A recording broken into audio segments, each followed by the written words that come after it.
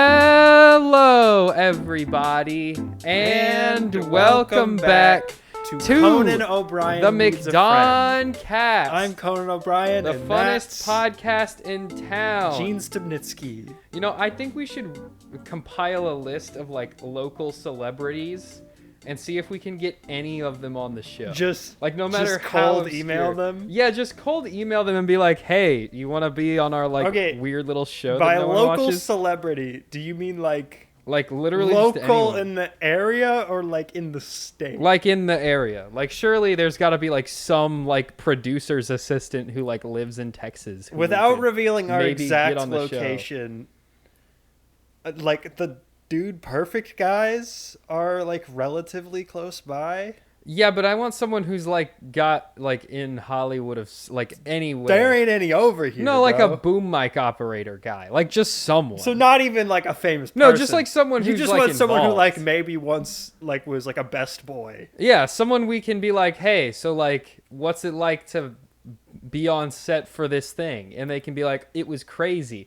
Vanessa Kirby blew up her assistant or something. I don't know. I think Landman shoots nearby.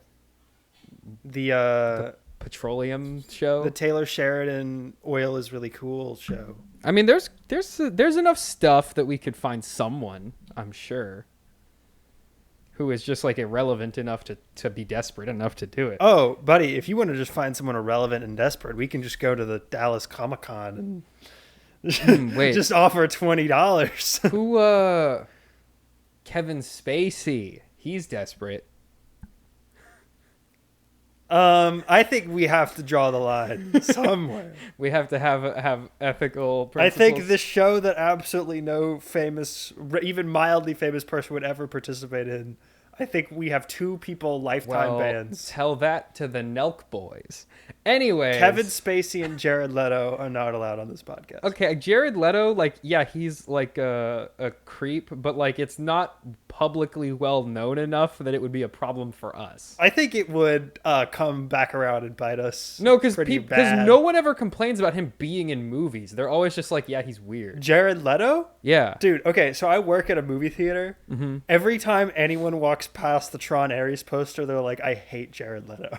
Yeah, but they all hate him. They don't hate him for like the reasons that are like hate worthy. They just hate him because he's like a little weird looking guy. Yeah, well, no, he acts like a freak and he did all those crimes. Yeah, we don't like him because he did all those crimes. I don't like him for both of those most reasons. people just don't like him because they don't like his performances. Like they just don't like him in stuff. I think most people don't even know about his crimes. I think people mostly know him from the nonsense he did when he was like method acting as the Joker. Yeah.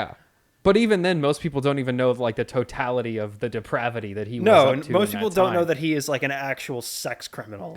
Yeah.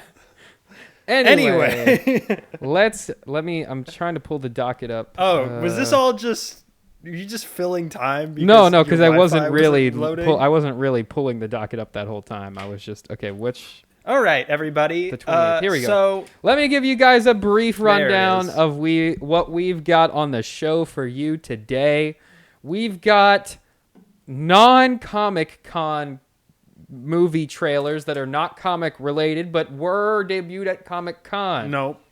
Okay. We have a bunch of trailers that were not debuted happened at to come out this week. So you gotta change how you word this. This is stupid. Okay. It's not that stupid. Kevin Feige is yapping. It's true. He's yapping up a storm, and we're gonna talk about the things he said. The DCU continues to announce the same 5 projects they've already announced. It's just becoming like a weekly segment. Yeah, just DCU continues to say James Gunn they won't have stop talking. Big. Yeah. We got some big corporate merger news. Woo, that's what I'm excited for. I love big corporations merging. I mean, that is basically half the show. And at collectively this point. agreeing to ruin everyone's lives. And then we got a recap of the 2025 San Diego Comic Convention. Yes. So is comic an abbreviation? What is the origins comic? of the word comic? I think comic is the full word. Yeah, it doesn't sound like a whole word. I think it's like comedic, right? Okay, I don't want the history of comics because this is telling me about Trajan's column in Rome. Okay, you can and probably Egyptian just Google hieroglyphs. comic definition and then Etymology. Go to, This is what I want. yes, Okay. that's what you were looking for. No, this is comic like a comedian. Okay, this is comic Right. like the writer. I would assume they have the same origin. And they don't have the comic book one. Okay. We will get to the bottom of this at another time. Anyway. Why are you... I would assume it's just like... They were originally like primarily comedic books. Probably. And then that's just what they were adopted as. No, the earliest comics were not comedy focused. Well, what were they saying? They were porn focused. Right. So that wouldn't fall under comedy, I don't think. I mean, it can, but not inherently. A comic book. Because they're more magazines than they are books. Yeah. So I'm just wondering where it is interesting, where did those terms come from? Yeah, I don't know. Graphic novel makes sense. It doesn't matter. It's a novel that has graphics. That makes sense. Graphic novel is a relatively new term. Yeah. Comic book. But neither of those words are used correctly because they are not inherently comedic and they're not books. Comic strips were first. Right. So wherever comic strip came from. Well, but comic strips were primarily jokes. Yes, but so they were that's probably why. Maybe, but that still predates that still post dates the birth of the medium. Comic book was probably just a colloquial term because they didn't know what to call it because it was basically a bunch of comic strips put together in a booklet. All right, comic. I would put money on that it came from comic strips being funny. Probably. I don't need to know if it's used a lot. I just want to know where it came from. I love how Google just sucks now. It's unusable in every way. They ruined it. Thanks, Google. Yeah. Originated in the 1940s. They even made AI mode a separate tab, but they still litter the regular tab with AI. Publication that consists of comic art. Okay, so comic art is a type of art. Okay. What is comic art? Do we have to do all of this right now? Well, and now I'm curious. Okay. I mean, we got to figure out what these trailers aren't. You are... None of these are based on... Comics is a medium... one of them actually is. ...used to express ideas with images. Okay, so is every picture a comic? Maybe that's just the word. That doesn't make sense. Maybe comic is just the word for a series of images... Textual devices such as speech balloons and onomatopoeia can indicate dialogue. There is no consensus among theorists and historians on a definition of comics. So it just appeared one day. The people were just like, yep, them's is comics. We're just going to keep on rolling. I think it's comic strip. I think that's where it came from. But then why were those called comic strips? Because comic is fun, comedy. But there were also political cartoons, and political cartoons are comics usually. Yeah, but they're making fun of politics. So is a joke. I don't think there's a serious political cartoon. There's probably one political joke in Garfield. There's ones with serious intent, but none of them are here's an accurate depiction of a real life political event. They're always mocking it. So it's inherently comedic. All right. Anyway, Sam, let's get into the trailers. So a bunch of trailers dropped this week because it's Fantastic Four came out. And it's the last big summer movie, so they all wanted the trailers to play in front of Fantastic Four. This trailer did not even play in front of Fantastic Four. No, a lot of these didn't. But that's because there was a trailer Neon, for, which means no-one's gonna see it. Osgood Perkins' second feature film this year. This one is called Keeper. I don't think we know what it's about. I believe it comes out in October. It's got a lot of pretty girls. Tatiana Maslany stars. And dude who's creeping on the pretty girls. She appeared in his other movie, The Monkey, earlier this year, which I was not a big fan of, although I was a big fan of Longlegs. So 50-50 up in the air whether or not I like this. He did not write this one. He's directing someone else's script, unlike his last movies, which he's all written himself. Okay, I think I know what this is about. Based on the minute-long teaser, what do you think, Sam? Yeah, so have you seen the series Why Women Kill? Nope. Okay, well, it's basically a movie version of that. What is so that we're going to about? be following 3 different women throughout different points in history who meet a keeper, the perfect guy. but then he ends up being like real weird and creepy, and then it turns into a horror movie, and they've got to kill him or he kills them by the end. Why do you think it's 3? Either that or they die of relationship-related causes. Okay. Does that sound like a bad premise? No, I don't think it sounds like a bad premise. I'm pretty sure that's what it's about based on what the trailer is. You could be completely wrong, though. Well, because it starts off with like a bunch of women who like all look happy to meet whoever the perspective of the camera is. And then over the course of the teaser, they get progressively more distant and like unhappy with the whatever the perspective is. It could be flipped, but like the women are all covered in blood and like horrified at the end. But so like, what if it's a big fake out? What if the women are actually doing the murders? Then I feel like it would not. I don't think that's what it is. I don't think Neon would have greenlit that movie, to be honest. Why not? Because they like it when it's not the like, oh no, the guy is the killer. That's like usually not. That's kind of too straightforward for them. I think the premise you're doing is still too straightforward. Well, he's probably got weird other stuff going on. He's probably not just a regular murderer. Yeah. Well, and I assume it's different murderers as well. Probably some sort of supernatural. There's one who's in like a farm village. Yeah, there's one it's probably like I think it's different time periods. Thing. All right. There was another trailer for Good Fortune. What is Good Fortune? Aziz Ansari's I know what this directorial debut. A new comedy film. Looks. I'm gonna be honest. This one's not doing it for me. It's not doing it for me. Guess we'll see. There's a couple of line deliveries from him in this trailer that I'm like, I don't know about this, man. Why does Keanu Reeves look plastic? Okay, I have not heard that take yet. He looks like a plastic, like not like unusually so. Like he doesn't normally look like that. Like in this movie, he looks. What do you mean he fake. looks plastic? Like his skin does not have any kind of translucency to it. Like he is a plastic Barbie doll of a man.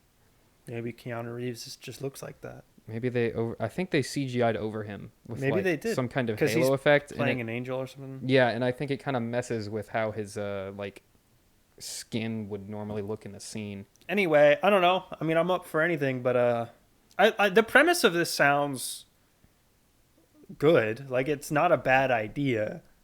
It just looks like an execution that it might not all come together because it also kind of looks a little all over the place. Like there might be too many ideas on display. Yeah. Good to see. Good that they're making a big comedy film. I don't think it's gonna work.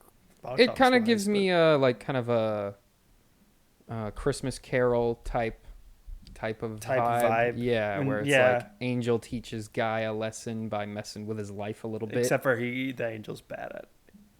This one's like bad at his job, which is an interesting flip. That's fun. It sounds like a good idea, but But like, I don't really know where you take it in terms of like narrative, because the premise is that he swaps places with a rich guy. Well, I think it's a poor guy swaps places with a rich guy, and the angel's like, see, he's got problems too, but it turns out money does solve all of his problems. So then he's got to figure out another lesson. Yeah. So I'm wondering, like, beyond that, like, how do you steer that movie to an end? Because it feels like you just get to that point and then you just be lampooning rich people, which is fine.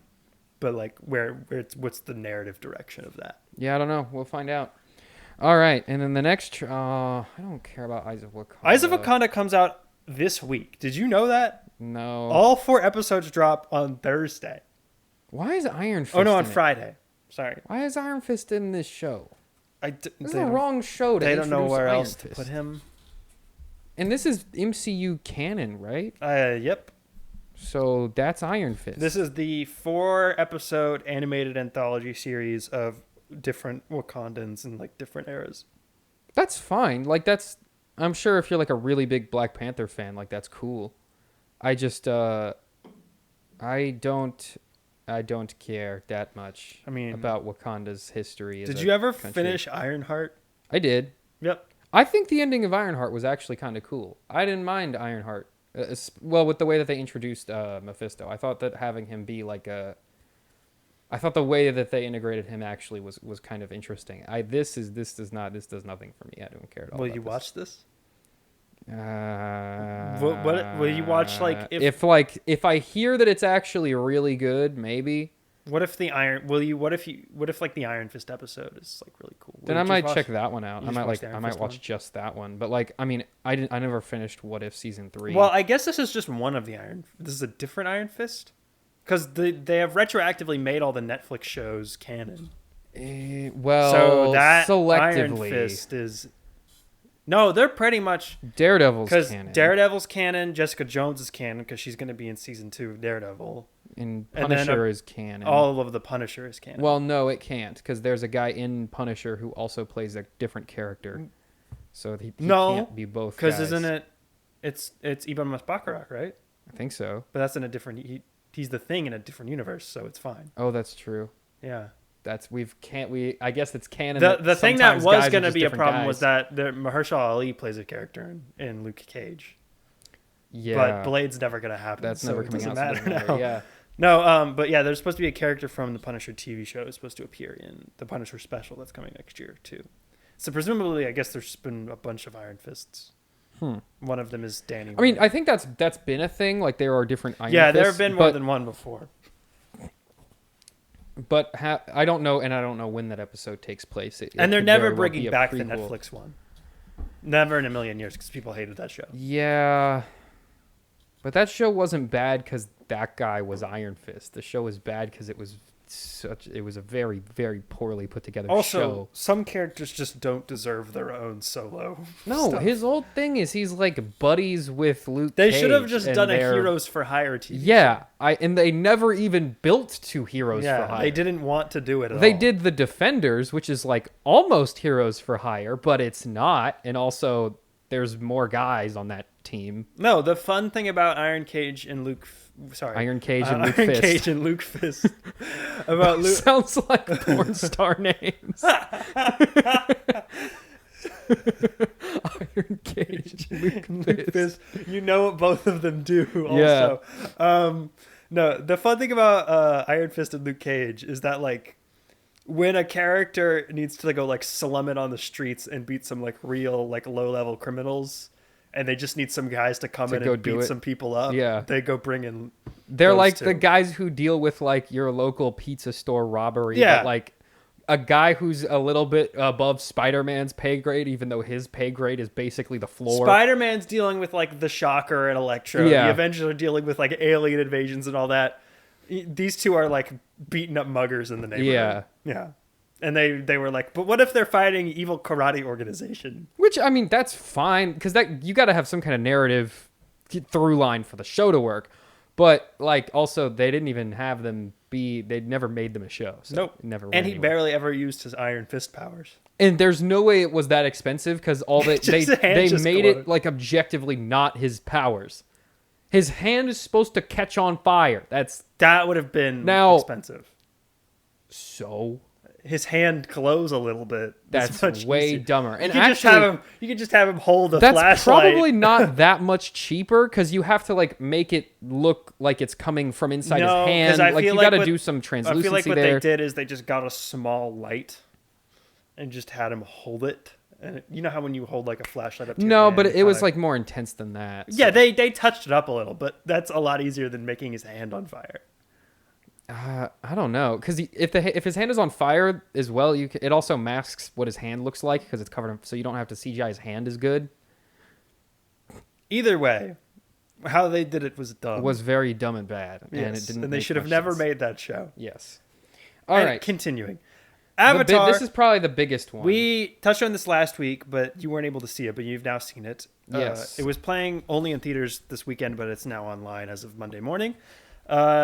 Big Jim is back this Christmas. Avatar Fire and Ash had a full trailer. Big Jim. Is the main character's name? No, his name's Jake. No, James Cameron is Big Jim. Oh, well, his name's James. His name's also not Jim. But everyone calls him Jim. Not everyone. Who calls him Jim? Jim Cameron? I've never heard anyone call him Jim. Never heard anyone call him Jim Cameron. No one calls him Jim. Okay, well, he's Big Jim to us. Oh, okay. Because he's Jim and he makes big movies. Sure. What's wrong with Big Jim? I mean, nothing's wrong with it. It's just dumb. It just sounds dumb. Anyway, he's back, ready for another Avatar sequel. It's been 3 years since The Way of Water, a movie we both thought was fine. It was just the first movie again, but twice, which was already the first movie again, but twice. Well, so now we've seen it 4 times. Get ready, because now it's this one's going to be even longer. We're gonna introduce 2 new tribes of Avatar people. The fire ones who live in a volcano, and then the air ones who live in a blimp. Oh, he's gonna try to make peace with the fire. He's gonna ones, team up with the fire ones because they're gonna- evil. but They're the gonna not evil like that. Na'vi. Yeah. But the other tribes are gonna be like, no, Yes. I won't do it. This trailer is like a 90% them in the jungle and in the water place still, which makes me think this is all from like the first hour and a half of the movie. Yeah. Which to me just signals this thing is going to take 2 hours to start going. But, you know, it's a 4-hour movie, so, I mean, I guess it's still ample running room. I think I'm firmly on record as really not caring all that much about Avatar. We've never any really cared narrative about it point that of much. view. But that's because the story is kind of... I mean, there's not much there. People are big fans of this thing. Some people are. They Honestly, make $2 billion every time. I'm sure this one will too. I don't mind Avatar in its current state just because it's really the only big VFX spectacle films that still exist. Literally no one else is pushing the bounds as far as like CGI goes. Okay. Yeah, I think the big CGI spectacle films. No, but I mean like that are like pushing the boundaries. You mean of movies that are effect. trying to innovate? Yeah, like CGI. doing what Yeah, Jurassic I Park and agree. Star Wars first did when they came out. No one, they're the only ones that are still yeah. pushing the VFX medium forward. No one has really tried to do anything more with it since. Yeah, like I would argue in a world where literally every single movie is looking CG. worse and worse, they're the only ones that not only continue to look better, but continue to innovate in the space. And they're also the only movies worth seeing in 3D. Yeah, right. They were the last big cool CGI spectacle movies. Yeah, I am looking forward to watching this once and then never watching it ever again. I will go see it. They're cool. Everyone talks about it. I No was, one ever has anything to say about it, but everyone talks about it. I looked it up. They shot this movie 7 years ago. Yeah. It's because they only had to shoot like 2 real scenes and the rest is all CGI. So this one is 25. I believe Avatar 4 is scheduled for 2029. Why? That's a 4-year Again, gap. didn't they already film that one? And then Avatar 5 is scheduled for 2031. So These were supposed to be done by 2019.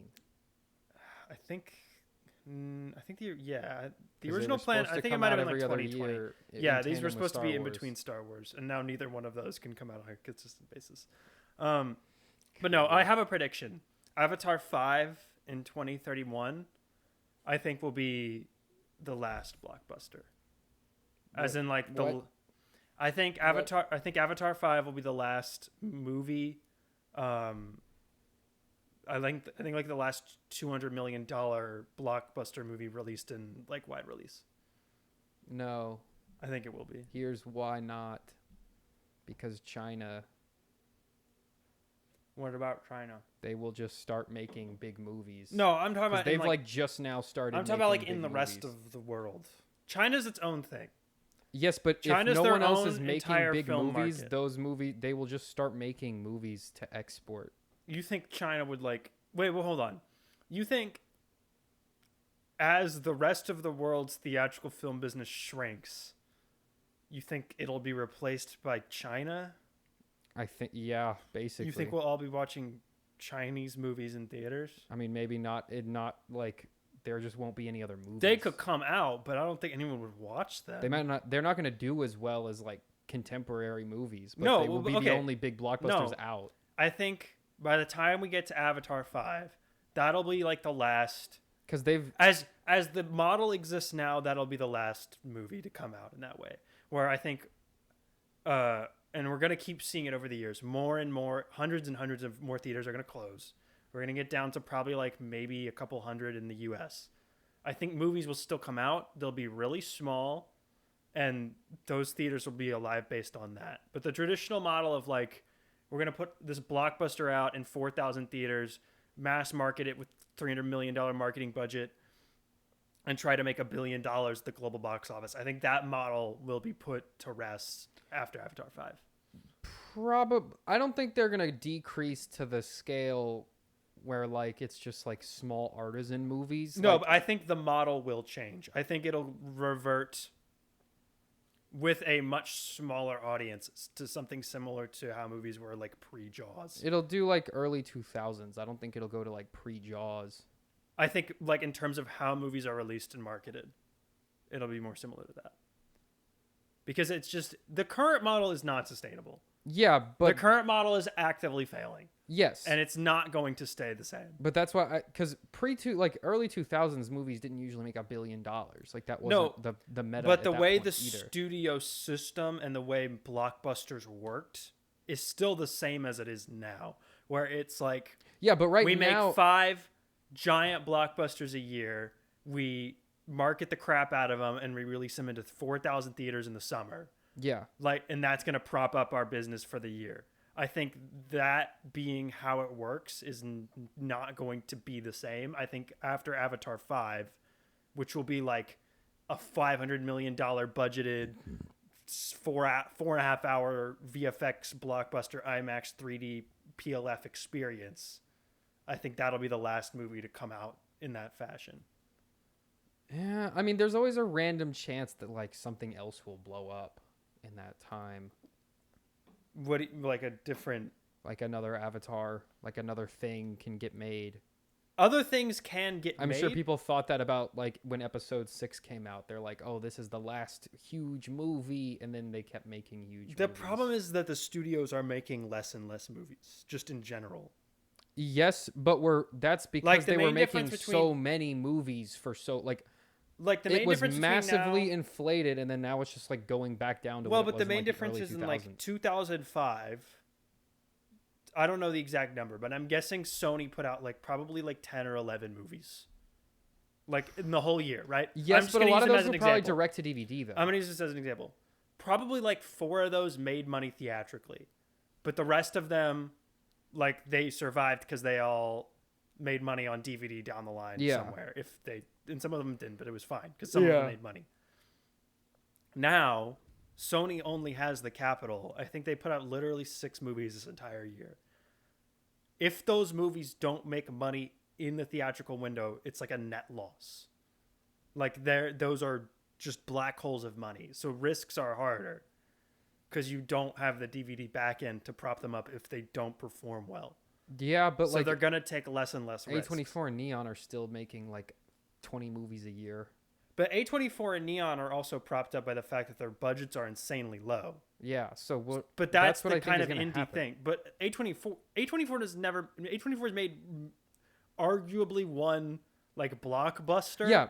So I think the budgets will go down to more reconcilable levels, but they will still have the draw of like big IP movies. Because like if you make a more reasonably... Can you make Spider-Man 12 for $75 million?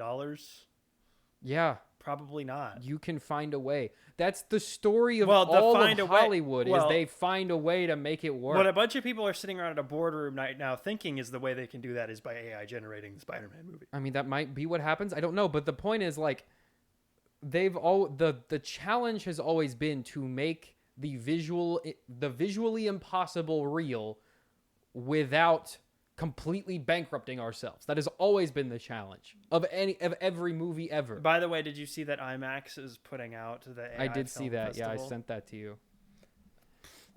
Sucks. Very cool. Why would you watch that? I don't know.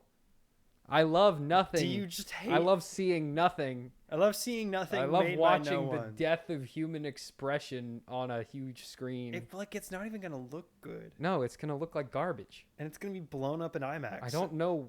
It's gonna be magnified trash. There is no current video generation model that can generate things on the quality of IMAX. Yeah, like it doesn't. That technology does not exist as of right now. Anyway, speaking of things that probably shouldn't be in IMAX, one battle after another. Why would this? Paul Thomas Anderson's new film, biggest movie he's ever made, coming out in late September with Leo DiCaprio. Oh, now it's at 12.6 million. It's a modern reframing of Thomas Pynchon's Vinland. I thought this trailer looked really good. Yeah, we know a little bit more about like what the story is. This is, I think, as of right now, probably my most anticipated movie for the rest of the year. Obviously there's still like the entire award season to go. We'll What else drop is most of coming the out good this year? movies coming out this year. But as far as like something resembling a big blockbuster, I think it's definitely one battle after another. Although there are a couple other movies that look pretty good, Avatar being among them. Maybe I'll get Avatar pilled finally. You don't know, but I'm already Paul Thomas Anderson pilled, so they got me. I'm there. What are you just looking at movies coming out? Yeah, I was trying to see what. Yeah, Tron Ares, nobody. Well, 2. another movie coming out is Five Nights at Freddy's 2. Oh, that's. You saw the something. trailer for that. Do you think that looks like anything at all? Okay, McKenna Grace I is will in it. say, they are like doing the Five Nights at Freddy's story this time, like at least like the concept. Whereas in the first one, they just ignore it completely to do like weirdo other unrelated things. I did not like the first one. The first like, one is at all. abysmally awful. Yeah, it's just so bad. completely terrible. And I know it's funny. Isn't it like over 2 hours? No, also? it wasn't that long. It felt. It just that felt long. But I will say, it was fun in like a campy, like just look, it's Five Nights at Freddy's. But I got very little amusement out of that. Yeah. They also didn't do again. They like immediately befriended them. Yeah, like it didn't make sense at all. Scott Cawthon made the original game on like his laptop in like a week. Yeah, because and it was a game where you clicked buttons on you clicked 2 buttons. That was the whole game. And he only made it because he made another game about like Bible. It was like a Bible guy, game. but like the graphics were so like creepy to look at. Everyone thought it was scary. That everyone bullied him, and they were like, "This looks like a horror game," and he was like, "Oh, okay, then I'll make a horror game," and that's how Five Nights at Freddy's happened. Mm-hmm. It looks so dumb. It looks real dumb.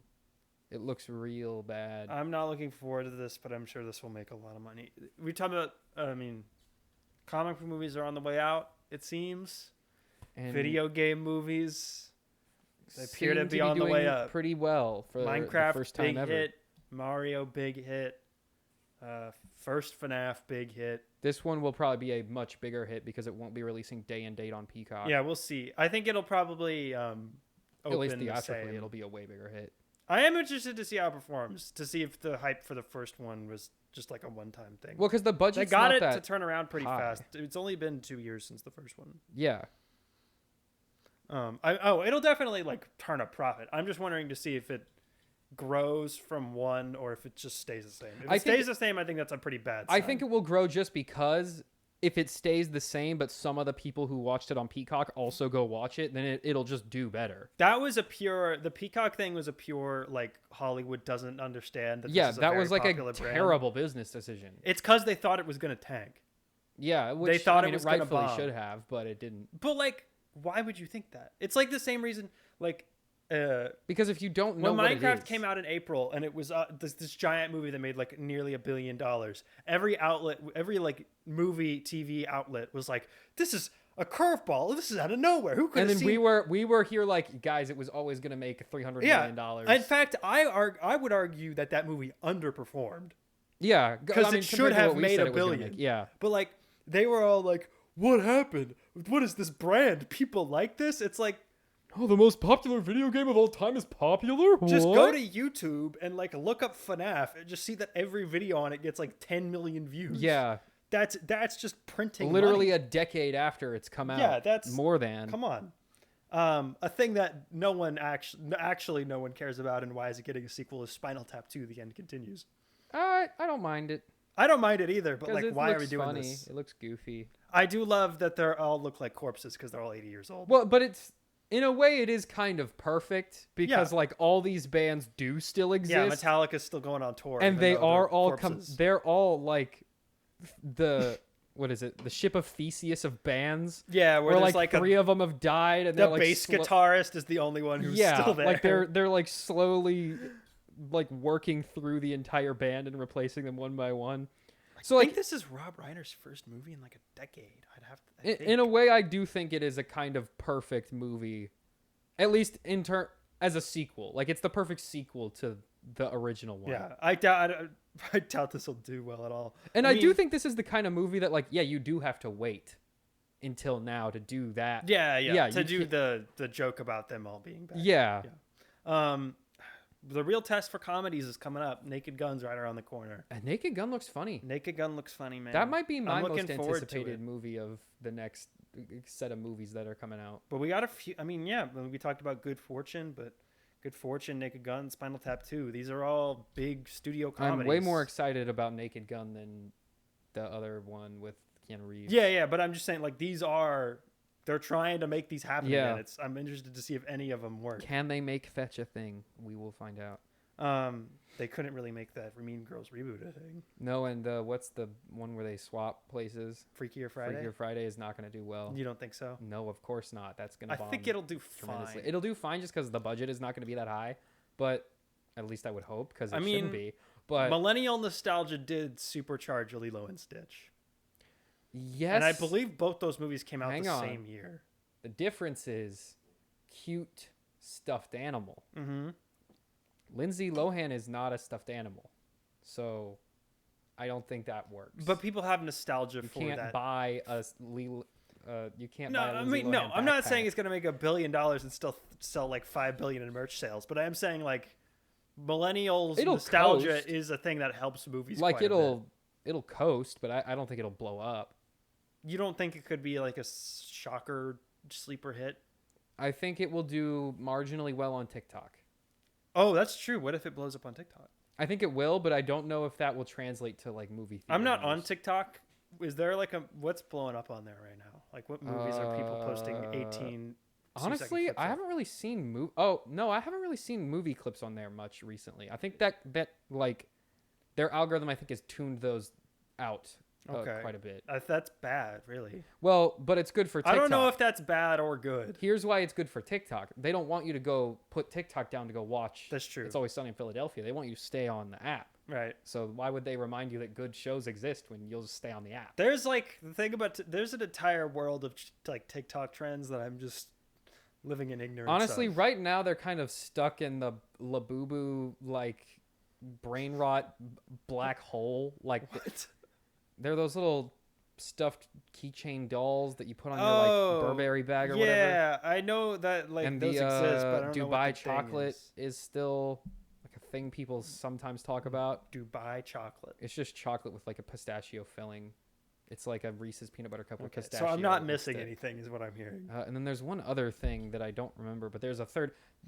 People always mention them in the same sentence to do like for brain rot. I don't remember what the third one is. Is brain Love rot Island still is a the thing? other one. Yeah, Love Island was big on TikTok. Is like brain rot still a thing? Yeah, it just brain rot is just like whatever the current degenerate like nonsense meme But is. brain rot, as it like whatever it said, brain rot was like a year and a half ago, where we all just like Italian brain rot. No, where we were all just like when everyone was just going up to each other and going like skibbity riz. No, that's toilet. still a thing, but the words have changed. That's what now it's Labubu changing. Dubai Chocolate Love Island instead of like Skibbity Toilet Rizzler Yacht, right? Okay. It like the words have changed. Did you see the Rizzler was playing Mario Kart at Comic-Con with various celebrities? Did see that. I'm surprised how much longevity the Rizzler has been able to squeeze out of that position. Good for him, dog. He seems like he's like what is he? He's like Ryan's Toy He's Reviews, like 11, but like right? cooler. He's like the cooler Ryan's Toy Reviews. How old is he? I don't know how old he is now. Okay. He was like 6 when he started. Yeah, I mean, as long as his parents aren't like evil. Screwing him up. Yeah. And he seems to be like having fun. He seems to be just like everyone just like they just invite him to stuff and he just kind of hangs out. Yeah, he doesn't seem to be doing so much. Honestly, it's fine. Yeah. It's not like a Ryan's Toy Reviews thing where they were just like working that kid like an animal. Yeah, like a kid playing Mario Kart with a celebrity once in a while. That's not as bad as like this kid has to work a 9 to 5 opening boxes. Yeah. Okay. Anyway, Sam, our boy Kevin Feige. What's old Kevin Feige talking about? Okay, I checked the docket last week. I don't think we talked about this, but it's very possible we could have already talked about this. But that's also because these talking points have gone out several times. No, we haven't talked about this, but this does confirm and unconfirm a lot of what at least I had predicted for Secret Wars. Oh, okay. So Kevin Feige came out and he was like, he invited a bunch of press to just like his office. Yeah. And just he literally held a press conference. He held a Yap Fest in his office. And he came out and he was like, We did too much quantity over quality post Endgame, which they've been saying for 2 years now. He said everything feels like homework. They're trying to avoid that. I think they've done an okay job of that recently. They're doing an okay job. Well, he said Thunderbolts underperformed because all the characters were from TV, which is true. And I was like, that's kind of true. That is mostly true. But like, Yelena Belova was from a movie. Yeah, but she's like a background David Harbour was from a movie. Also background character. But like, these are all. But this is. And those are from the Black Widow movie. That's from that same era of like MCU slot. But these are like. They are movie characters. It's not like they just assembled. Yeah, I'm not saying the problem is that they're from TV. I'm saying the problem is that they're from that era, the MCU slop era. He said everything started to feel like homework. I think that's true. I think the hard part about that is like, once you open the box, I don't think you can put it all back in. Once you've already flooded the zone, getting people to no longer like associate that with the brand, I don't know if you can fully undo. Well, I don't think you can ever get to the point where it's like where you can convince the general populace that this entire section you can avoid. I think there will always be a level of like, yeah, I missed out. I'm out. But it's the same as the comics, right? Like the people who had like, or at least were familiar with the comics before the MCU, got going. They of course spotted all the references, knew all the different things, knew who everyone was, knew it was going to happen, knew all that stuff, right? So like that problem has always existed in some way, shape, or form. The difference is you could still enjoy it thoroughly without the intense background knowledge, which I think is something they did lose a little bit. I think the homework thing mostly came from none of the individual projects were really all that good or good enough to justify the level of they were all not good enough to justify their own existence and didn't contain enough content for the overall story for anyone to care. Yeah, so you end up only going to see it there to was stay just up to a bunch date. of stuff that nobody saw because there was no reason to see it at all. Unless you were strictly interested in just staying up to date with the property, which is basically the definition of homework. You basically have to have a person who sees it all to like have a one designated friend to explain everything, which is usually us. Like, why was there a big statue of a guy in Captain America? What's that about? The movie Eternals. What's funny to me is how few people cared about that at all. They were just like, oh, there's a guy in the ocean. Well, yeah, there's a guy there. It makes a lot of sense when you realize that Captain America 4 didn't make that much more money than Eternals did. There's a guy in the ocean. That's where he is. That's where he's supposed to be. That's where he's at. I love how everyone knew that his name. The Tiamat? Yeah. No one. We were the only people. Like no, the reviewers like in did. the universe, they knew his name. Oh, they did? Yeah. No, I think they just said the Celestial in the ocean. No, they call him Tiamat. When? When President Ross is giving like his briefing to the other countries. Well, okay, I expect like the world leaders to have been briefed on like briefed by who? One of the Celestials or one of the Eternals? Like Icarus show? No, he's dead. No, he's dead. One of the living like ones. Angelina Jolie came down from her trial in space and was like, by the way. Yeah. Why not? I'm an Eternal. Ignore what I was been up to, but that thing's name is Tiamat. Okay. All right, back to space. Hang on. If I'm S.H.I.E.L.D., or whatever version of S.H.I.E.L.D., Sword, right? Presumably, I have surveillance apparatus at my disposal, right?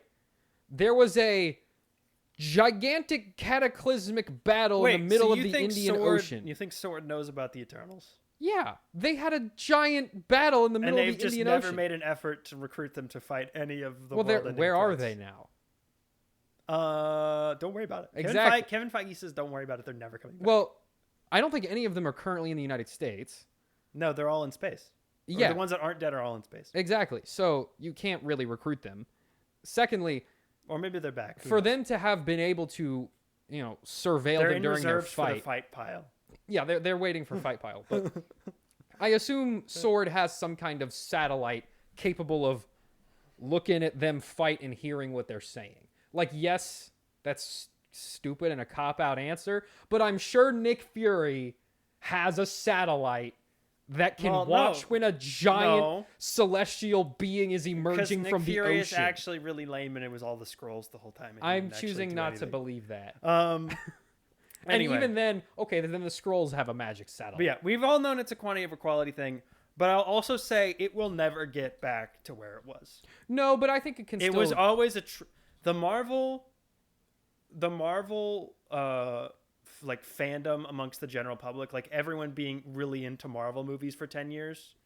That was always going to be a trend. That was never going to last for 20 years. That was always going to last for like 5, which is really how much it did. Surprised they got it to last as long as the they did. actual like everyone's really into Marvel movies thing really only lasted from like the first Avengers through Endgame, which was like 7 years. Which is a long time for any trend. But it's never going to get back to that. Even Doomsday and Secret Wars, I think, are going to be lucky to make like Age of Ultron money. I think they would be over the moon with that. So like it'll never get back to the point where like Endgame made like $2.7 billion. Yeah. Or like even Thor Ragnarok made like almost $900 million. No, I don't think they'll ever get back to like peak MCU, but I think they can still do better than they have. Where we're kind of seeing it is, I think the range for these will go from like 700 to $1 billion most of the time. Will fall to like 450 to 6 within that range. Because that's Fantastic Four, which was like the most hyped one of the year. Yeah. Like that one is probably going to land somewhere within that range. And then like maybe you'll get like Deadpool and Wolverine, which made like a boatload of money. You'll still have your one-offs that pop off. That was like an anomaly. Like Spider-Man will pop off. Spider-Man will always do insanely well. I think we'll see what happens with the X-Men, whether that can generate that amount of hype. You know what? I don't know. I do think because X-Men, the brand, has been dead for so long, and people do still really like those characters, I think that could revitalize the MCU. And again, just not bring them back to peak where they're making $2 billion on an Avengers, but it could definitely bring them back to like from a creative standpoint, $800 million for an X-Men team-up movie. From a creative standpoint, the X-Men are desperately needed. Yes, as an injection into this, because like who are we dealing? Which is another thing on here, because he also said they are going to eventually recast singular characters like Iron Man, Captain America. Yeah, we knew this. They will eventually bring in new people, which you have to. This was a trend I saw on TikTok. We can't keep going forward with like 52-year-old Moon Knight and Miss Marvel. There were people who were like posting like nostalgia slideshows of the MCU after this Kevin Feige interview came out. And being like, look what we're going to lose in 2027. And I'm just thinking, did nobody tell bro about reboots? Does homie not know what reboots is? And also, let's be real. Do you think Disney has the restraint not to have the old actors constantly show up anyways? No, they're all going to be in Secret Wars and Doomsday. Yeah. It's already been confirmed. I mean, well, no. I'm talking about once they reset. Oh. And there's a new Iron Man. Robert Downey Jr. is not coming back after Secret Wars. Right. Maybe not him, but like, let's say... And Chris Evans probably isn't either. Chris Evans, let's say hypothetically. Because he's going to start... There's a new Captain America. Right. Totally new guy. Right. Other than the new guy they already have. But, oh no! Dave the Time Traveler attacks. And we go back in time. Oh my gosh, it's old Captain, and now he's teaming up with new Captain America. Kang the Conqueror, the character you just pitched. Yes, I know it is, but like I was trying to do a different time traveling villain. That's definitely going to happen. They didn't even have the restraint not to have old Johnny Storm Human Torch show up. They don't have any restraint. Every character will always show up forever, as long as anyone remembers them at all. Like, the novelty of that is so wears thin very fast. It doesn't matter, though. This movie made $1 billion. Yeah, I know. It's the same thing. And it was just, look at these characters from failed properties that barely anyone even knows. Like, it's the same thing with No Way Home made like almost $2 billion. And so Sony from this point on is going to try to put all 3 of the live action Spider-Man in every movie, thinking like, oh, well, it made all that money the first time. It's going to do that again the second time. It's going to be diminishing returns every single time. Yes, but it's still going to make $800 million instead of $1 billion. Yeah, and as these studios get more and more desperate, they'll just take the win. Every time they've done it so far, there's been like one factor that gives it a little bit of novelty. Like with Deadpool, it was all characters from like canceled stuff. With Spider-Man, it was all the Spider-Mans. So once we get to this future where all these characters are recast, the novelty will be, look, it's the new one meeting the old one. Once they meet, where do you go from there? Well, you read any Flash comic, and it's that. Because that's what happens every time anything happens in the Flash. He goes and he talks to a different Flash. Secret Wars is apparently going to reset singular timelines. I don't know what that means. It's really going to means. reset the X-Men universe, and it's going to converge them. Yeah, all into one that, and he just didn't know how to word that right, and that's fine. Well, I think like when you recast them, the primary reason you're doing that is to get them younger. Yes. So to reset like the Hulk timeline, I think it means wipe the Hulk movies from continuity so that we can put in new younger Hulk and kind of redo some of the origin and start from scratch. I fully expect after Secret Wars we will have just a full reset. Well, no, they're never going to full reset. Some characters will still be around, and they'll be like, oh, I remember the Secret War. And everyone else will be a new guy. They'll never do that. I don't think that's ever going to happen. Because you can't just go, oh, the Hulk movies aren't canon anymore. Then don't ignore them. People just won't... That well, no, because they'd have an in-story reason. They'd have an in-story, like, break point. So are you gonna have a scene where, like, Doctor Doom is like, okay... No, these movies are no longer canon. Like what? Like no, you have to either reset or not. You can't halfway. DC reset. is having their cake and eating it too, man. They're not They didn't hard reset either.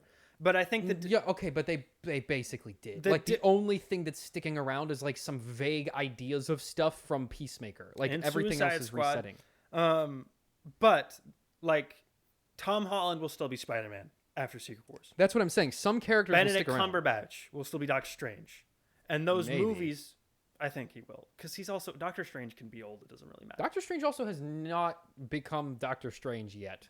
He's still some guy. He was doing... He's still not the Sorcerer Supreme. Wong he's not going to be. He's not going to No, be. Wong will die. No, Wong will remain the Sorcerer Supreme. No, he will die. Because he's a character that everyone really likes and he's goofy, but he's not important at all. So he's the perfect guy to die. No one dies. Everyone remains alive. Tucker, it's Secret Wars. Again, we're rebooting after this. Anyone can die. Probably most of them will die. Anyone can die, but no one will actually die. Every character, except for the ones that aren't getting recast, will die. And then the ones that survive are going to hit the reset button that like kills Doctor Doom and resets the universe. I think you're too optimistic about what they're doing. Secret Wars is a stunt. Secret Wars is not like... Yes, but it is also a tool to de-age the Marvel universe. It's a crude tool to literally reset singular timelines. Because anything that is still working, they will continue to do. Like what?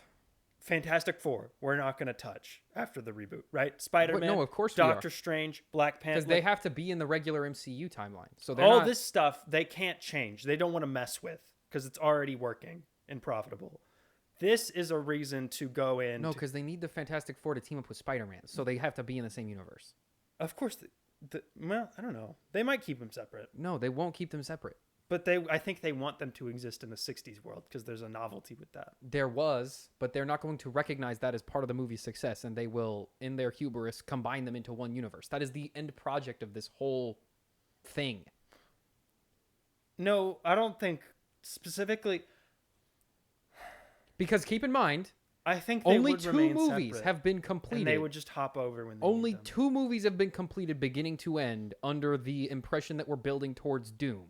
And that is just Fantastic Four and just Thunderbolts. Thunderbolts had nothing to do with Doom. He was kind of Neither in, one sort of of them in had Fantastic anything Four. to do Exactly. with Doom. But the only reason why we established that this is a separate universe is to destroy it to build stakes for Doomsday. That's the only reason why you do that. No, but the main reason they set it in another world, like Marvel Studios, the business did, was so they didn't have to work it into the continuity of the other universe.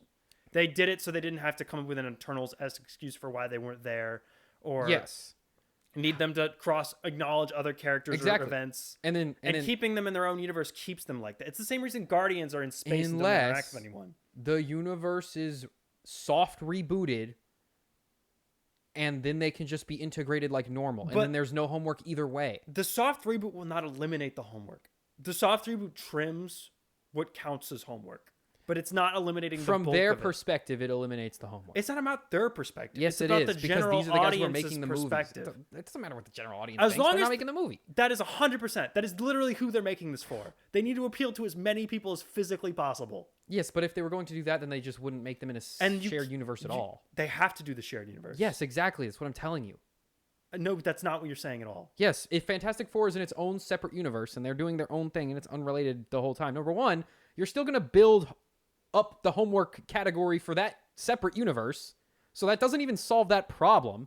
Secondly, that makes it narratively much more cumbersome to have them cross over. And that requires way more explaining and way more wasted time of them flipping back and forth. I think the crossover Best case scenario, you have to keep track of two universes because they're still going to cross over and you're still going to have to know what the characters in this other universe are doing.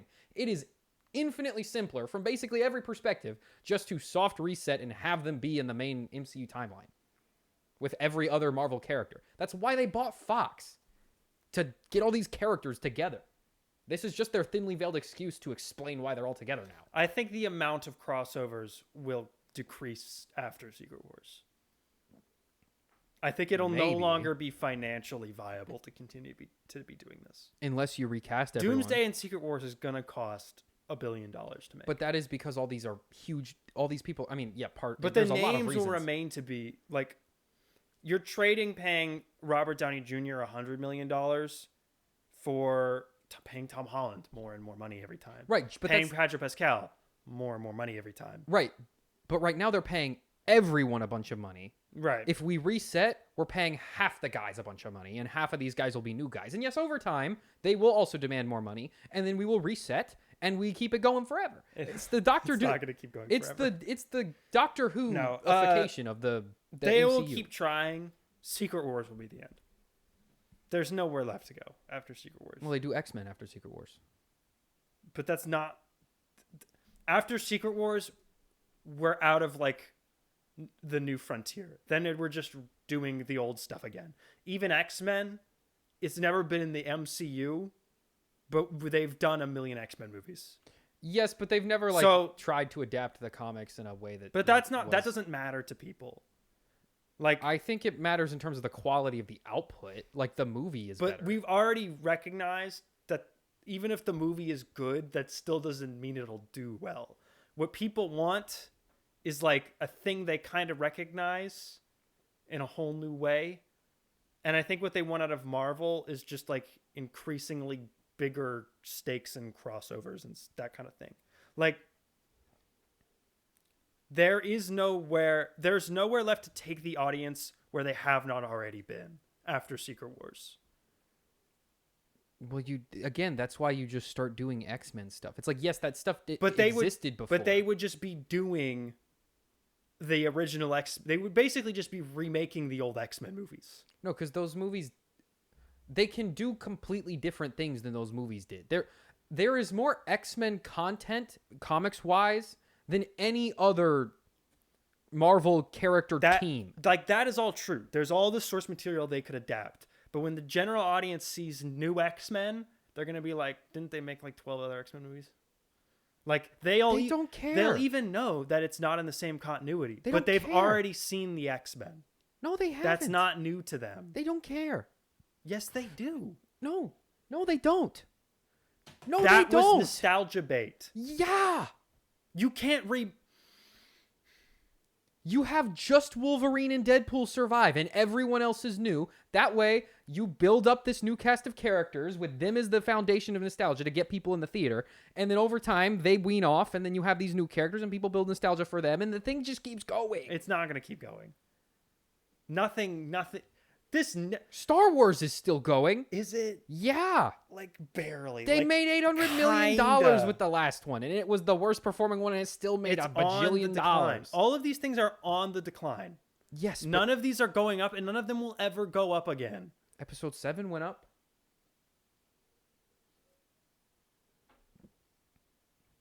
That was in 2000, and that was 10 years ago. Yes, but it was 30 years after the last Star Wars. The more and more and more stuff you shovel into this pile, the more it becomes Star Trek. Okay? Mm-hmm. Star Trek was really popular when TNG was on, right? And it was Right. really popular when the Kelvin movies first started. Right. And then they shoveled and shoveled and shoveled and shoveled so much like random garbage and television spinoffs and all this Right. stuff. And now it's just like a thing that 8 people are really into, and there's hours and hours and hours of it, and it's completely impenetrable for anyone who's like less than 45 years old, because you had to have been there for it all. The younger generation does not care about the MCU. Right. Why did the Kelvin timeline and Next Generations do better? Next Generation did better because there was excitement for Star Trek as a brand, but not so much there that it was completely impenetrable. Right. So you do that. There is still excitement for Marvel. People still want to go see Marvel movies. Like less and less every time. Yes, but there's still a base that is always going to want to see those movies. They're the biggest movies. Okay, but we know exactly how much that base is. It's the box office returns for the Marvels. There's about $167 million worth of hardcore MCU fans. Right. And that's not enough to justify. They're not going to be the this. only ones left. That's what I'm saying. If you integrate a bunch of new characters that people haven't seen before and you recast all the old characters that people remember, they will go see that for the novelty of seeing the new different version of the thing that they remember seeing before. It's trends in Hollywood. Trends in Hollywood never last for all that long. The Western was the biggest thing in the world. That was the big movie in Hollywood. That was the biggest genre. Right. It was on top for like 30 years. Are we making Westerns now? No, because people stopped caring. No, I'm not arguing that they're going to continue on literally forever. I'm being hyperbolic. What I'm saying is they still have... Hello, Cena. I'm saying they still have a lot left in the battery that they can make. I'm not saying it'll be as big as the stuff they've been making, but I think you're vastly underestimating the potential of those properties. When Secret Wars comes out, this will be 20 years of MCU stuff. Mm-hmm. Eventually, people will just get tired. Like, there will always be fans, because the comics have always had fans. Mm-hmm. But there's not that many people who actually read comic books. It's really small. Yeah, but it doesn't really matter. Like the fan base is actually here. I mean, Superman General is audience making a lot of money. Superman's not making that much money. It's making more money than all the other movies. It's not even going to match Jurassic World 7. It doesn't matter. It's making money. It's making less money than the last Superman reboot. Not this time. Not after tomorrow. What? Tomorrow it makes more. Tomorrow it crosses Man of Steel. Domestically. Unadjusted for inflation. That doesn't matter. That does matter. Not to the guys with the charts. The guys with the charts have a chart that's got 85,000 superhero movies that have come out for the past 25 years, and they have a big red line that's been going down since 2019. Yes. And then they have another graph that says theater attendance, and that's going down too. Yeah, but they have to keep making them in order to make it seem like they're doing something so they can keep getting investment. There will always be Batman movies and Spider-Man movies. And they will try to reboot Superman every 15 years. But other than that, this whole trend of Thunderbolts movie and Fantastic Four movie and everyone who's ever lived gets a movie will eventually run out. Like, it just will. I think it will. New stuff will come along. I think it will once they burn through the X-Men catalog. I think that's the last big bastion of superhero content that people actually fondly remember and want to see more of. Does it fill you with confidence that Jake Schreier is directing the X-Men reboot? I don't think it matters. I don't think it matters, really. Does it fill you with confidence with their leadership skills? What are you doing? Just trying to get something that's back there. Does it fill you with confidence that the studio has gone through 4 different iterations of the Blade movie? 2 in the present day, 2 in the modern day. And they're currently working on a present day version. Yeah, because Blade is not the X-Men. That's not I'm the just reading same the other. thing. We got to get to the other bits of news. That's what I'm reading here. They're not allowed. Sony has told Marvel to keep away from Miles Morales until the Spider-Verse trilogy is complete. Yeah, I mean, we knew that. Apparently, they were already talking about the Doctor Doom Kang switch out before the Jonathan Majors stuff. That makes sense. Yeah.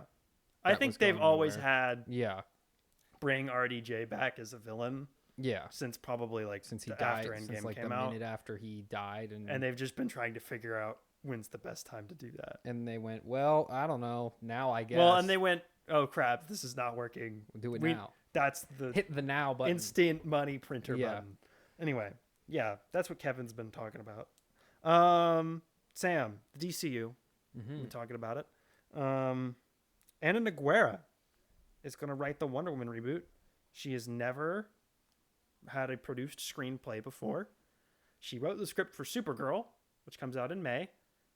She's supposed to be writing the Teen Titans movie as well, and she is now working on Wonder Woman. Apparently, Teen Titans is taking a back seat, and Wonder Woman's like their big priority at DC right now. Yep. Correct. Good move.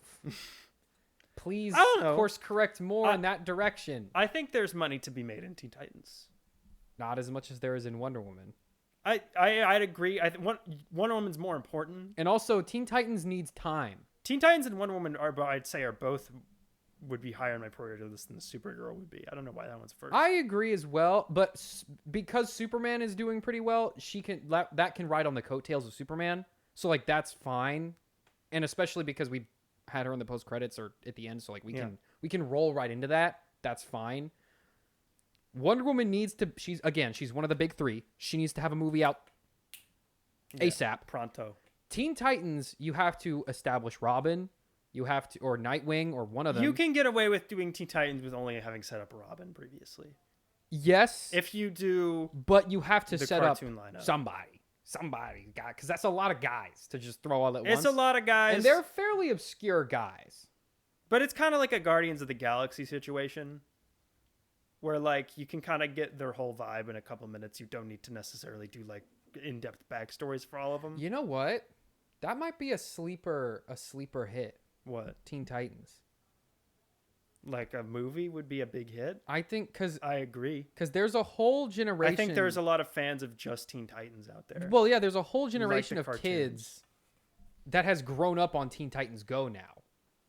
That's basically been the only consistently airing DC show for the last decade and a half.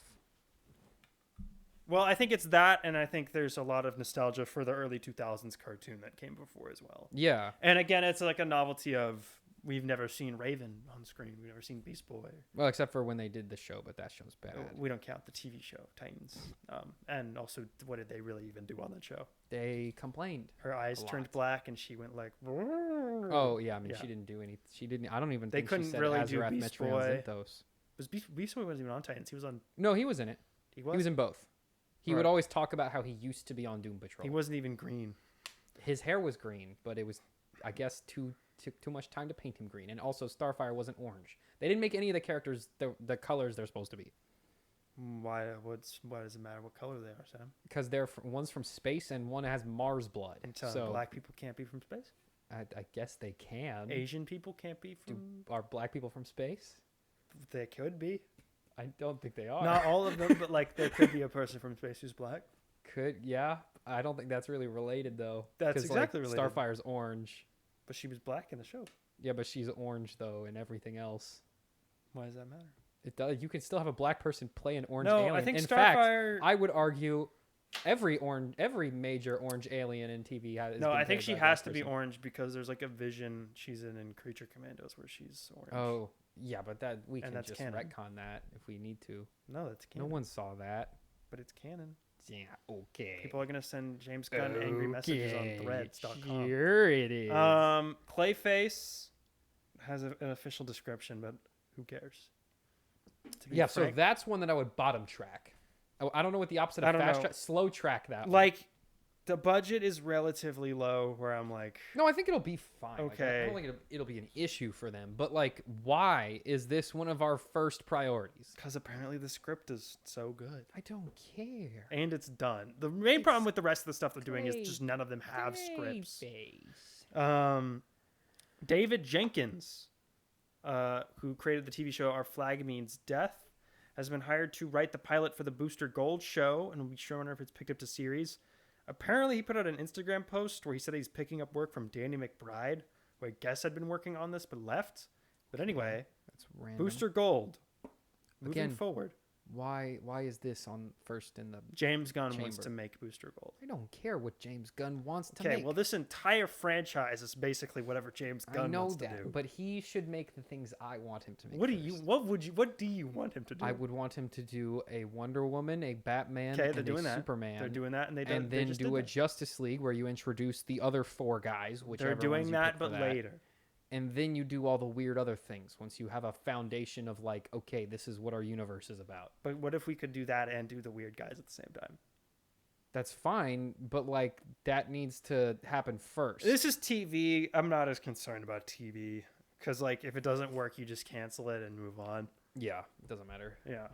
And the HBO shows tend to have a pretty good floor for performance-wise. Matt Reeves' Batman is really putting a wrench in the program here. Really is.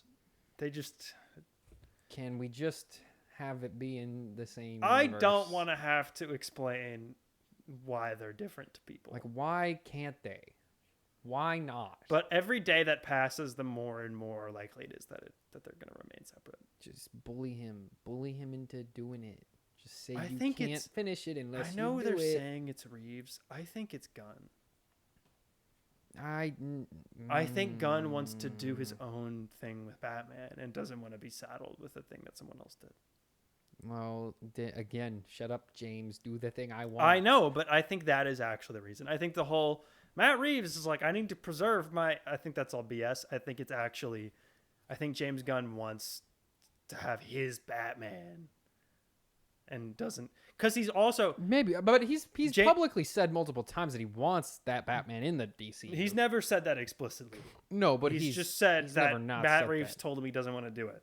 But James Gunn has also complained previously in the past about previous movie versions of Batman. Like he doesn't like Nolan's Batman. Like he said that publicly many times, like on Facebook. I mean, that's fine, but like I think he has a very clear idea of what he wants it to be, and he's not going to fold it in the Matt Reeves version. I think his version of Batman is going to be the Batman from the Brave and the Bold cartoon. I don't think he wants him to be cartoony. I think he wants him to be. I think he wants him to be like a little bit more like foul-mouthed kind of thing. What?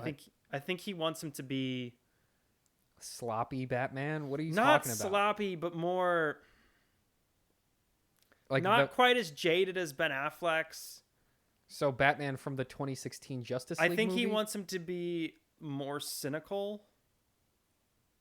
And so Batman from the 2016 Justice League movie? Kinda, I guess. Where he says curse words and he like makes jokes sometimes. Yeah, I think he wants it more like that. No. I think that's I don't think he fundamental wants it misunderstanding. Silly. I don't think he character. wants it to be silly or like Brave and the Bold. I think if he doesn't want him to be serious, that's the only other. I think he wants him to be serious, but just not that serious. Like serious, but like winking. But that's what the Brave and the he was, because in the cartoon, no matter how silly the situation was, Batman always took it seriously. That's kind of where the humor of the show came from. Is like Mr. Hand Sanitizer Dispenser Man would show up. And then Batman would be like, oh my God, Hand Sanitizer Dispenser Man's going to clean the city. Yeah, maybe. I have to stop him with my We'll find out. Spray. We'll find out soon. Because he's writing World's Finest right now. I hate to burst anyone's bubble, but that's what he's doing. And that... What if he's doing another Suicide Squad, though? He's not. He said he's not going to do another... He doesn't want to do another one. Well, he really likes me. And I think World's Finest is going to come out before the solo DCU Batman movie. I think that will be the first time. Yeah, probably. Because their whole problem over there is that they've got a bunch of people writing scripts, and James Gunn is the one rejecting them and saying they're not good enough. And every time he writes a script, I can tell you that immediately meets all of his qualifications, and that one's going to be greenlit on a first draft. So I mean, the Supergirl one's going through. Yeah. But the other Wonder thing, Woman, I assume, has something. but the writer of Supergirl, has also been his friend for a long time. Yeah. Who's writing Batman? We don't know. Is anyone writing Batman? They are claiming. See, here's what I think is happening. I think he was fully planning on Matt Reeves' Batman being Batman. I think for whatever reason they were not able to reconcile that, and he understands that Batman is making, like, that version of Batman is popular, so they can't really scrap it. Yeah. But he was really hoping on getting him in, so they've been kind of wishy-washy on their own version of Batman. He really likes Matt Reeves. If you ever see interviews with him, he genuinely, he has a lot of respect for Matt Reeves. He genuinely likes Matt Reeves. Yeah. So I don't know. I don't know what it is, what's keeping him out. But I do think it'll end up being another Batman. I don't think it'll be folded in. And I think we will see him in World's Finest for the first time, which will be literally a repeat of the same problem that the last DC universe had. Where Batman's introduced in a crossover movie with Superman. The only difference is they won't fight. That wasn't really a problem with the DCU. Like, you can do that because everyone already knows who Batman is. That's fine. The issue is that they never did any solo Batman projects ever, and they never teamed up on screen, really. There was the one time they kind of fought side by side in Justice League. Doomsday. But really, Batman was just like biding time for Superman to get there, and then the fight immediately ended when he showed up. So like that wasn't really a fight. Story? No, we're kind of, we didn't even talk about Booster Gold, but you got any Booster Gold takes? I don't. That shouldn't. Again, it's the same as all my other. Like, why is that on the fast track? No one cares about Booster Gold. Even Booster Gold's fans don't care about Booster Gold.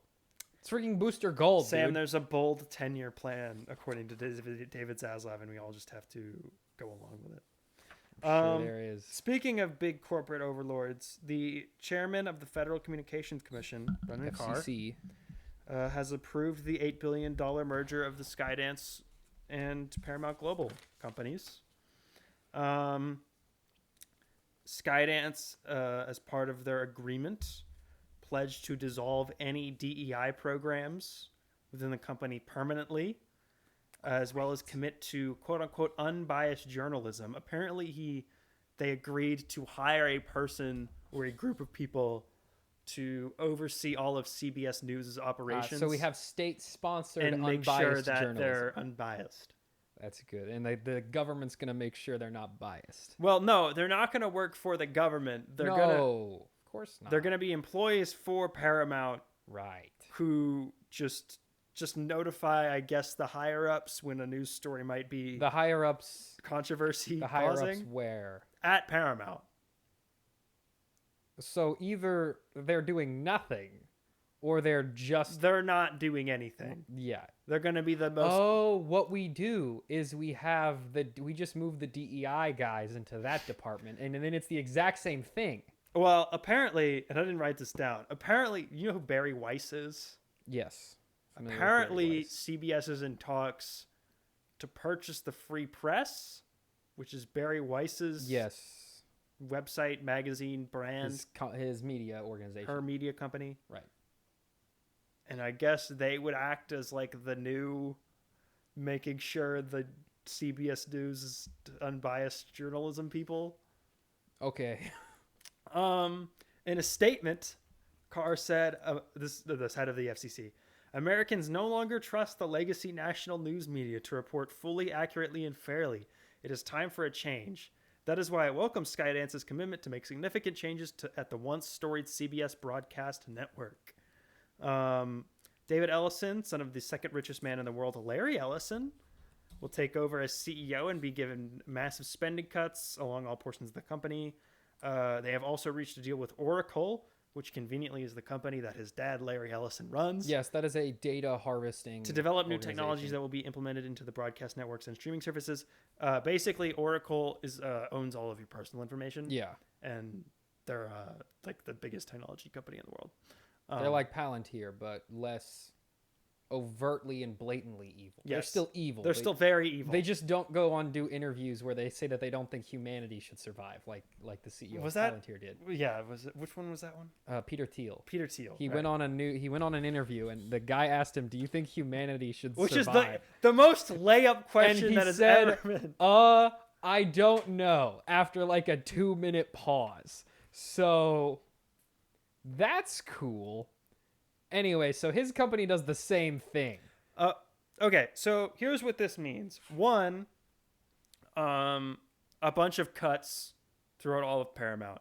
That means CBS Network stuff, Paramount Plus stuff. Which you've already seen. The ramifications of. To some Colbert extent. was like a signal. The first casualty. So what's interesting is that like head of the movie studio, head of television and streaming, all those people are out and being switched with Skydance people. Yes.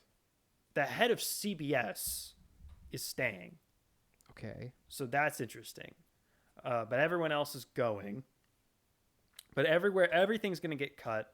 However, the thing that this does help Paramount with is that they now have essentially infinite cash funding because the Ellisons have infinite money. Yeah. So Paramount will now no longer be the poorest of like the major studios, which they have been in the past. They will take on more of what I assume is like an Amazon Prime type role where they're just like infinitely funded, like bankrolled by this. The streaming service business. will probably get an upgrade and no longer run like absolute garbage. Well, yeah, because they have to put their their new news stuff somewhere. And as part of the FCC approval, they do have to invest in the broadcast network. Why? Because that is what the FCC actually has power over. Like, the two companies can merge. Like, the government can't do anything about that. The reason the FCC is involved is because they control the broadcast licenses to all of the CBS news, to all the CBS carriers. So basically all they're technically approving is allowing CBS to move I'm pretty sure the FCC also regulates internet stuff too, though. They do, but there's way less like legal actual. Because that's what the what was the thing in like 2017? The net neutrality. Yeah, thing? that's who was doing all that. But they do regulate the internet, or they're supposed to. There's less laws about the internet because they also less like area they're actually able to regulate. They also just announced, I think, 3 or 4 days ago that they were changing the broadband standard long-term goals from 1 gig down, 500 megabytes up to, I don't know. We'll just, it just is what it is. But here's the thing. Expect a bunch of moves like immediately. I think the first thing they're going to do is do exactly what Warner Brothers and Universal have just done, which is spin off all their cable assets into a separate company so that we can flounder that and let it drown. Now, Paramount depends on the cable assets more than Warner's and because they're a smaller company. Universal did. However, their cable networks are also, I think, worth like less because their big ones are like Nickelodeon, Comedy Central, and BET and MTV. Those are like decent. They're not. They're in the bigger. Now, ones. again, when we say spin them off, they don't get anything that those networks have ever made. They are put in a bucket to not a bucket. They're put in a plastic bag so that they can be hurled off a bridge and drown in a river. They're not being spun off into a separate company for any benefit to them. Nickelodeon makes or broadcasts SpongeBob. And that's it. Paramount will keep SpongeBob. Yes, and kill Nickelodeon. They'll just kill Nickelodeon. What I have been saying for a while and what I think is going to happen is television or cable specifically is going to go the way of the radio. Yeah. Where all of these are going to be wrapped up. They're going to be spun off. They're all going to merge. So Versant, what we'll get to in a second, is going to be Discovery and whatever Paramount calls their spin-off networks will all merge into one. And then they'll all still exist. But they will not do the same All thing. they'll make will be the cheapest possible airtime fillers. Well, it will be exactly what radio is. Yeah. It will be every radio station is owned by Cumulus Media. It will be one kind of casual tone sports commentary show, 3 competing media commentary guys, like political commentary guys, and then like 20 20 TV stations that just show the same like 20 shows where it's like Sex Island and like House Destroy. What's interesting is that House Paramount show. does not have like a cable news network. Like Warner Brothers had CNN. Yeah. Universal had MSNBC. Disney has theirs. Disney has ABC News. Yeah. But they're going to keep that, and yeah. Paramount's going to keep CBS News, because they all want to keep the broadcast network. News is one of the things that still makes money, like broadcasting the news, like on TV. Kinda. Cable stuff. It's one of the only channels that still Fox exists. News makes boatloads of money. Fox News is the only one that makes lots of money, but they all still make money. Although they're the one being sued by the Trump administration. Yeah. What a wild world. You think of all the... I mean, I guess he already sued two or three CBS of the other ones. Already, yeah. He blackmailed settled CBS. With CBS. Which is how this merger got approved, was they handed Trump $16 million. Well, they gave it to his library, who also currently owns a $4 billion jet. From Qatar. As a gift. That is also costing millions of dollars to renovate to ensure is not security compromised, because it was a gift from Qatar. Are paying for that. Yes. What was I saying? He got money he settled with ABC for a lawsuit, and he got CBS to settle a lawsuit. And he will probably, I guess, get News Corp to settle a lawsuit. News Corp, I think Rupert would fight that. Yeah, he's kind of known for being like a. Yeah. He sued his own children. He'll play in the mud. Hardball, he'll bro. play in the mud. The other ones are less 96-year-old willing to do so. leech. Yeah, like what does he have to lose? Like he's gonna die. Nothing. He's gonna die in like 2 years tops. He's got anyway. nothing to lose. Yeah. But anyway, another part of this, or I guess a different part. Oh no, what was I saying about Paramount? They're gonna spin off their cable networks. Pluto TV and Paramount Plus, which are the streaming services, will probably merge. Another interesting factor is that the NFL and CBS are about to renegotiate their deal, and the NFL is probably the most valuable IP on the planet right now. For broadcast, absolutely. No, just in general, like bigger than Spider-Man. The NFL is worth more than Spider-Man to all of these companies. Bigger than 2 Spider-Man. I think if Sony were to sell Spider-Man, which I don't think they can, but if they were to do it, I think they could probably get like $5 billion maybe for it. Probably a little less. That's what it was valued at in like 2019. Probably like 3 or 4. Because Lucasfilm sold for like 12 or like 11. I think it was like 11 or 12. Oh, what about video game studios though? Spider-Man sold for less than that. Because Bethesda was like $16 billion. It was Bethesda and ZeniMax, but it was they sold for 16. That's a different thing though. Like just the rights to make only Spider-Man movies would not be worth like an astronomical amount. If you were to collectively package the rights to broadcast every NFL game, that would be all the money. That would be upwards of like $40 billion. Probably. Like it's worth that much. They're by far the most valuable sports carriage rights on the planet. So they're going to renegotiate that soon. So we'll see what happens with that. And then the movie studio, they've basically had everything on hold since this merger was announced. It'll be interesting to see what happens with that. Paramount. All right. So, overall, the NFL's 32 teams generated an estimated $20.5 billion in revenue last year. Usually, evaluation is revenue times 5. So it's $100 billion. And the Dallas Cowboys alone is $10 billion of that. That's insane. So they made half the money of the entire NFL. Paramount's movie studio, in terms of IP, does not own a lot. The LA Rams is the second biggest. Does not own a lot. They've got Transformers, SpongeBob, Ninja Turtles, Barbie. Nope. G.I. Joe. They have G.I. Joe. What else does Hasbro do? They've got Naked Gun. Do they have what are the dogs? Got the Running Man. Paw Patrol. That's them, right? I think they have. That's a Hasbro thing, right? I believe they have Paw Patrol. Pretty sure they have Paw Patrol. Yeah. So not a lot. The movie studio does not own a lot of big IP. Not I much don't going even. I on believe their highest grossing movie of all time is a Transformers thing. I don't think they've ever had a movie gross $2 billion.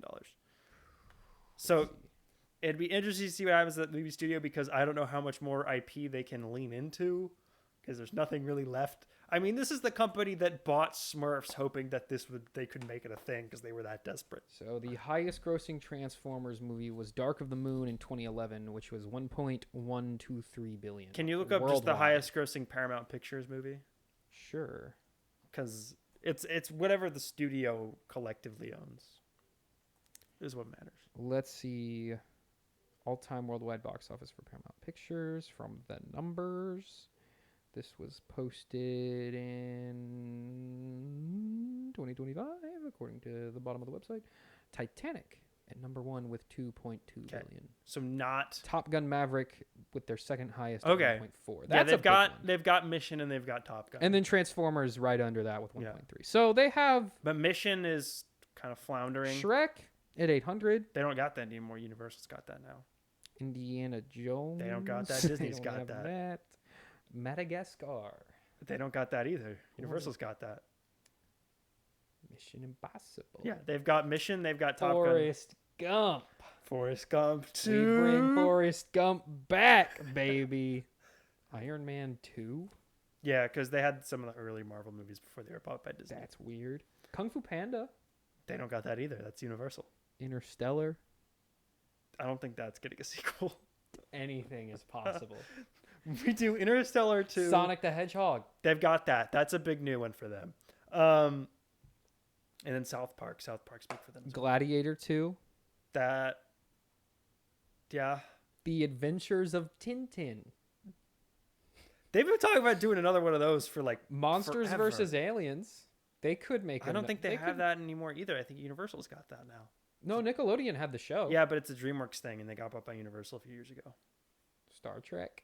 Yeah. 2009.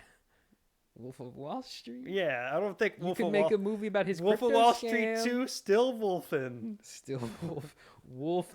Two Wolf, Two Furious. Two Wolf, Two Furious. Coming to America, which they already made a sequel to that no one cared about. Beverly Hills Cop. They did that too. That's where the money's at. Netflix. Lara Croft, they own as well. Do they have Tomb Raider rights? Tomb Raider, they at least for the 2001 version. I don't even know if they would still have the. They own Daddy's Home. Oh, they could do a third one. Will Ferrell and that other guy. Mark Wahlberg. Yeah. Smile made money. So you can see what I'm saying about the fact that their IPs are worthless. Dungeons and Dragons. You know what? Just try it again. Try it again immediately. Why not? Who cares? Terminator. I think Cameron owns that Dark outright. Fate. I think Cameron owns that outright now. I think he got the rights back. Super 8. True Grit. True Grit 2? We can always reboot True Grit. We can always reboot True Grit. We can put it at the same year as It's already Forrest Gump been 2. rebooted twice. Okay, here's the question. Do you reboot Forrest Gump or do you do a sequel? Is there a sequel to the book? There is. Then yeah, you do that. But apparently it's awful. So is the sequel. So is the original So book. is the To Kill a Mockingbird sequel. But they made a sequel to that book. I don't think they ever did a movie. Not version. a movie, but we can. That one. Who's got the rights to that? Let's get that going. Who owns To Kill a Mockingbird 2? Atticus is back. He's got to go to do another legal case. It might be the estate of. It probably is. I think she's her still name? alive. No, I think she is. I feel like she died very recently. If she did, it was very recent because last time I checked, I am pretty sure she was alive. She's probably very, very Harper old. Lee's estate retains the Okay, rights. so when did Harper Lee die? I think she died in like 2023. Okay, this is very recent because that sequel did not come out that long ago. No, it didn't. Harper Lee died in.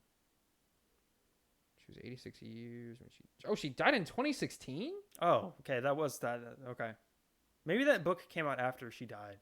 It must have, or maybe her like daughter. When did Ghost Set of Watchmen come out? That's the sequel to The Kill.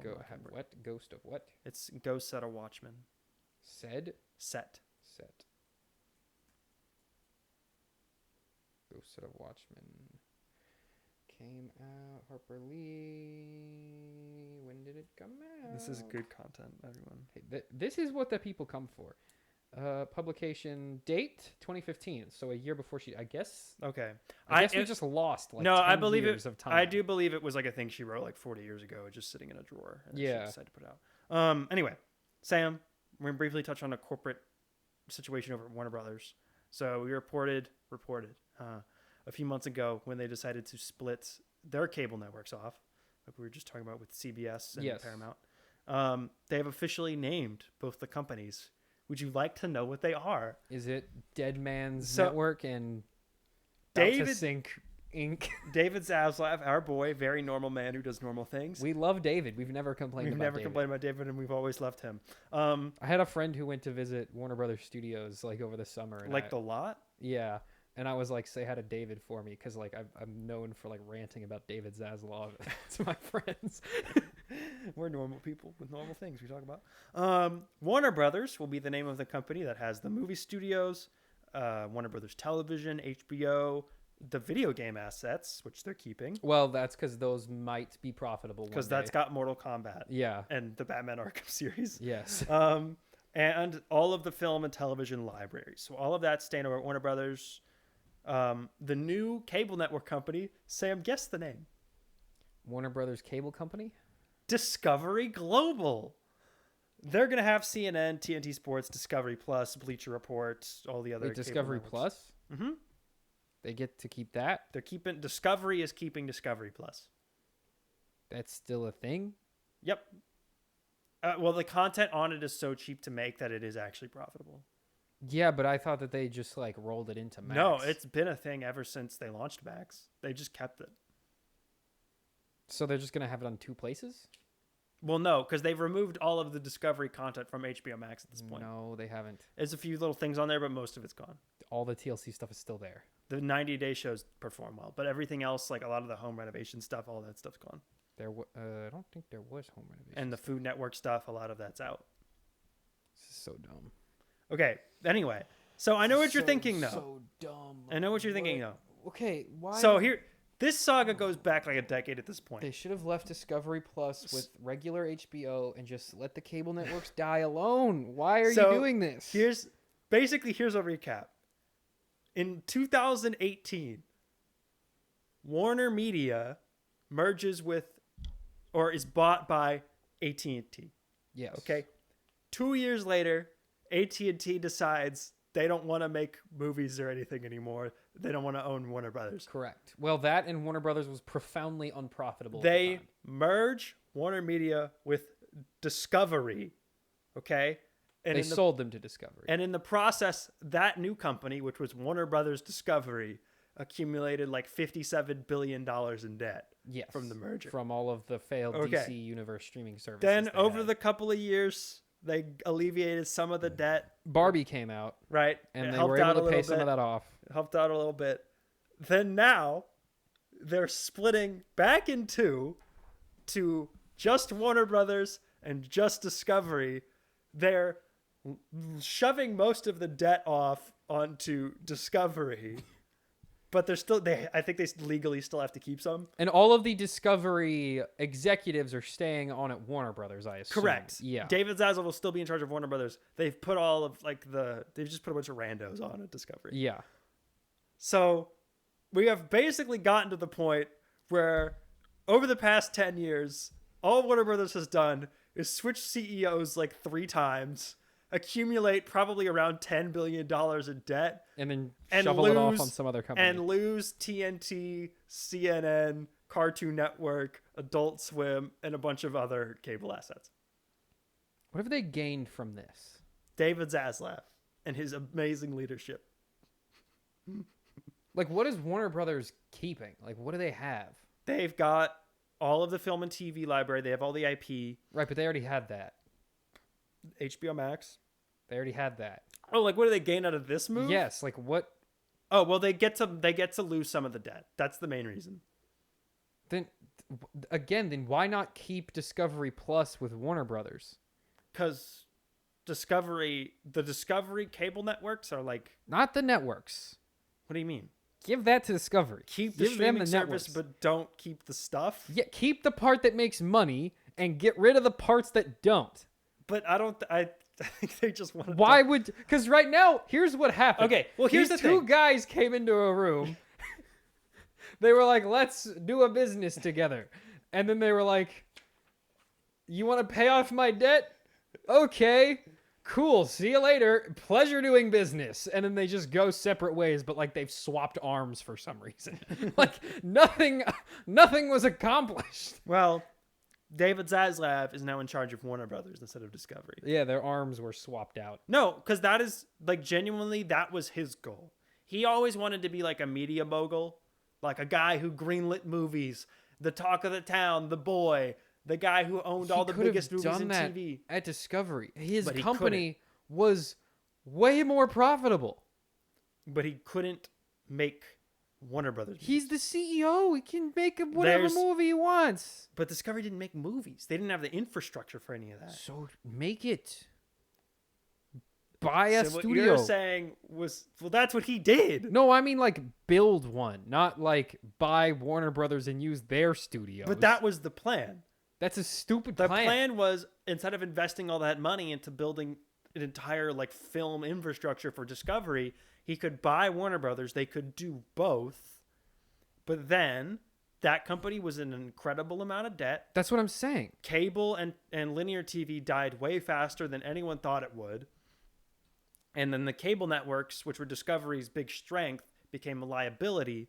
So he was like, okay, I'm just going to stay in the movie studio, which is where I always wanted to end up in my career anyway. And I can dump all the crappy Food Network shows off into my old buddy, and I'll just move on. What I'm saying is, he's on this boat, and it's moving fast, and it's a big boat. And he comes across this other boat that's sinking and has a bunch of holes in it. But he remembers that boat being really cool a long time ago. Right. So he boards their boat, kills their captain, takes parts from his boat, uses it to fill the holes in their boat, and then starts sailing that boat. And then eventually he goes, oh yeah, there's this other boat. And then he just picks up some more of the crew and just chucks them on that boat. It's like, good luck, don't sink. And he keeps going. When he could have just kept driving his boat and added a movie portion to his boat later. If Discovery and Warner Brothers had never merged, Discovery would have gone under. Because all of their investment was in cable networks. Yes, but those networks are still like turning a profit. They're generating and Discovery revenue, Plus is still making money. But they're generating revenue. But at this point, the like Discovery would be it will sink eventually, but so will Warner Brothers. When you say eventually, it's like, oh, one day it'll go under. Like Discovery, if it had stayed by itself, would be going under like next year. Why? Because the amount of money... They would have less debt. The amount of money that cable is generating has dropped that much. Like, there's not that much money left to be made. They're not siphoning money off of Warner Brothers. Warner Brothers has no money for them to siphon money off of. I'm not talking about Warner Brothers. I'm talking about cable networks. Right. I'm talking about Discovery as a company. You're saying if they hadn't merged with Warner Brothers, they would have gone under. I'm saying they were bankrolling Warner Brothers, not the other way around. The idea was that they would have combined both and exploded. Right, but that didn't happen. They were bankrolling Warner Brothers. So I don't like that argument doesn't make much sense to me. You're saying they were bankrolling Warner Brothers. They weren't bankrolling Warner Brothers. No, but they weren't. Discovery. They didn't have anything to drain. In 2019, Discovery was a profitable company. Okay, they weren't huge. They were doing pretty good for a cable network company. And Warner Brothers was not profitable. Then they merged with Warner Brothers, and collectively, they became a company that had $57 billion in debt and had all of their primary revenue streams be bleeding cash. Yes. If they had never conjoined, Warner Brothers would have, been still operating at a loss, but presumably they would have been kept being owned by AT&T, so it wouldn't have mattered. Discovery... Well, no, because AT&T was going to spin them off into a separate company if they couldn't find a buyer. Maybe. AT&T was trying to get rid of this because it was burning money for them. Yeah. Both of them would have gone under. They just would have gone under independently. Warner Brothers would have been faster, but Discovery would have been going under right now.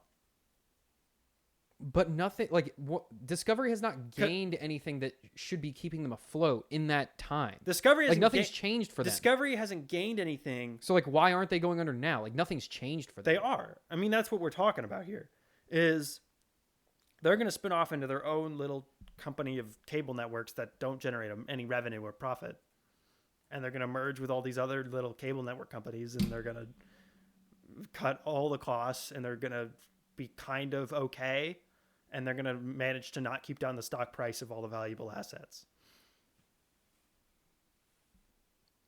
What are you looking up? Why are you making that face? Most profitable cable channels. Or this is broadcasting media and cable TV industry, which I don't want. I want just cable channels. I don't know if that's going to be publicly available information. Someone's got to have It's probably Fox News. Well, yeah, I expect that, but I want to know the other ones that are on the list. Right now? I mean, I don't know who would be. Okay. Oh, I had it, and then it backspaced me out of it. Go back. Okay, here we go. All right. Fox News. Right. Turner Network. I don't know what that is. It's TNT? TURNERNETWORK. Turner Network Television. Okay, that's TNT. Okay. ESPN, MSNBC, and then HGTV right under that. Which is Discovery. INSP. I don't know what that is. TLC right under that. TBS, Hallmark, History, which is Discovery, Food. I think History might be like they have all of the networks that aren't news that are in the top 10. That's all them. Right. So like they're still making money. They would have gone under, but just slower than Warner Brothers would have. Yeah, but like I think they'd still. I think they still have a few. Discovery Global, which is what they're calling this, is not going to stick around. This is going to exist for a few months before they then merge with Versant, which is the Universal cable network spinoff. Yeah. Company. Why didn't they just do that now? Why? Like that's what I'm like. This doesn't make any sense. Because we got to file all the paperwork. You have to file all the paperwork to make it its own thing already. And we got to get the government to approve it all. And just move it to Versant. You already own that. No, they don't. That's Universal. Oh, Comcast. Well, whatever. I thought that was a different. No, because all these companies are doing the same thing. They're all spinning off their cable companies to do their own thing. That's how they're saving the stock price from going down all the time. But see, line not going that's up. The thing. We got to get the line to go up. The biggest thing that confuses me about this specifically is why they put Discovery Plus in with the cable channels. If the goal is just... It's got to just be a branding If the goal is just to let this die, why did you hitch something that is worth money to something that only exists to be killed? Like, you wouldn't... Let's say you're a farmer, right? You got this cow that you got to put down. It's not making milk no more. Old Betsy's got to go out to the barn, right? You don't take your good farm dog who's still doing a good job of rounding up the herd, put that right in front of the cow and go, you got to die too! That doesn't make any sense! It's got to be just a sort of like internal calculation that it just doesn't branding wise to keep it. So change the name. They are clearly fine. I don't know with the dumbest possible name. Maybe they're just throwing them a bone. They're like, you could have this one thing. But see, to me, that makes it seem like they want this company to at least exist. They want this to exist. Like they want it to long term stick around for some reason. Because otherwise, I don't know why you would put that in the boat. If you give it Discovery Plus, it'll be worth a little bit more when someone wants to buy it. Because they're also open to selling the stuff for parts. They're also open. But are they selling the rights to all those shows? Because again, a lot of those shows are still owned, like on Max and stuff. What they're willing to do, what they hope to do, is that this could happen with Paramount, is like some rich guy comes in, some billionaire or millionaire, even some guy. It's just like, hey.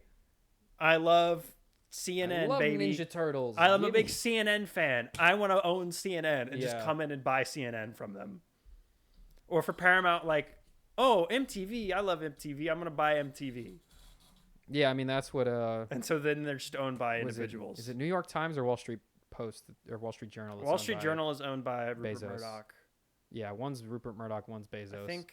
New York Times is Bezos, I think, right? One of them is. One of them is Bezos. I don't remember which one's Bezos. Doesn't matter. Point is, they're both the same. The exact same thing happened, where like billionaire was like, "I buy it. I like doing." I think Bezos is the Washington Post. Washington Post. That's right. Yeah. Bezos is the Post. Someone does own New York Times. I don't know who it is. And then Rupert Murdoch owns the Wall Street Journal. Yeah. Alrighty, let's get to Comic-Con, even though we're 7.5 hours into this episode. No, we're not. We've only been recording for like Sam. 2 hours. Avatar 7 Havens had an image revealed. Ooh, an image. It's some people standing on a hill. Wow. And then they didn't really talk about much. Whole image, like the whole one thing? whole still. Wow. No release window on that. Not even like 26 or 27. They're just like, it's coming. That's because they have nothing. They got nothing. They have nothing. They have nothing. Percy Jackson and the Olympians season 2 got a trailer. It's gonna come out on Disney Plus December 10th. All right. They've cast Nico and Bianca D'Angelo for season 3, which they're shooting right now, I believe. Season 3, okay. I was gonna say I thought they showed up later. Yeah, no, they show up in Titans Curse, okay, which I believe is the best one, right? We've had talk about before. It's you haven't been read them in too forever. long for me to remember what stuff happens in which book specifically. Titans Curse is the one where Annabeth is taken and he's got to go get her, and it's winter time. Right, because Labyrinth is that is the first appearance. She looks for him, right?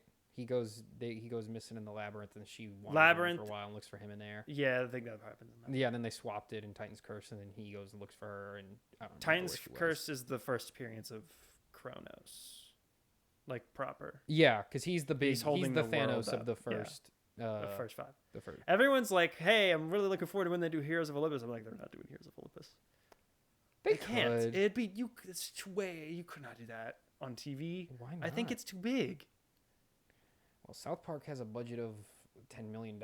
Okay, South Park is a cartoon they animate in a week. That's what I'm saying, but they still got $10 million an episode. You could do it with that. Is that surely what that show costs? Does now. Oh, well, that's just because Trey and Matt are getting paid. Yeah, but that's what I'm saying. Like, I'm just saying, like, scale wise, possible. And also Heroes of Olympus, like the Percy Jackson books are really good, where like every season's like in a year apart. Honestly, scale wise, it's not. It's probably like a smaller scale than like Game of Thrones or House of the Dragon. Honestly. Yeah, like, but there's what 3 locations: Olympus and the 2 different camps. Yeah, but and then they go to Antarctica once. This show has to be cheaper than those because this is for a smaller audience. Adults broadly, this is like they're not watching. This is like a kids show. This is like the most expensive kids show, but it is a kids show. You could age it up for the. But and the other thing is like Heroes of Olympus, like they all happen back to back, so they're supposed to be like the same age. Percy Jackson. There's a small time gap. There's a small one, but like Percy's like 17, like for all of them. You could just age them up because they go off to college at the end of. You're gonna be 25. Percy Jackson 25 at the end of Heroes of Olympus. No, you just have them be like 19. Like a couple years older. Yeah, I think that I don't know. I mean, they could. Maybe they'll try. I just don't know how they would have to. That would be some real budget constraints. Yeah, that would be an interesting project. Rick and Morty is getting a spinoff. Yeah, what? President Curtis. Huh? Stephanie Beatriz and Jim Rash are going to be in the voice cast. Why are we Cleveland Browning Rick and Morty? Why are you making that comparison specifically? Name one other show where this happens. Where they take one character from like an animated adult comedy series. Okay, well, animated adult comedy series does narrow me down. That's what I'm saying. It's like the only other example of when they did that. I mean, how many animated adult comedy series are there really? That's what I'm saying. It hasn't happened that many times. They've tried to do Simpsons spinoffs. None of them have ever actually materialized. No, like none of them ever made it to air. That's what I'm saying. Like they've never. This is, to my knowledge, is the second time it's happened. Yeah, I guess. Arguably King of the Hill. You could maybe. Is that a? Because it's technically a spinoff of Beavis and Butthead, like sort of. Oh, okay. So yeah. Maybe one time. I mean, like Futurama. And even then, those shows are way too different. Is Futurama a Simpsons spinoff? No, they're in their own thing. Yeah. I guess this is the Cleveland show. It's that is the only other comparison. Like it just is what it is. I don't care. I don't care about Rick and Morty.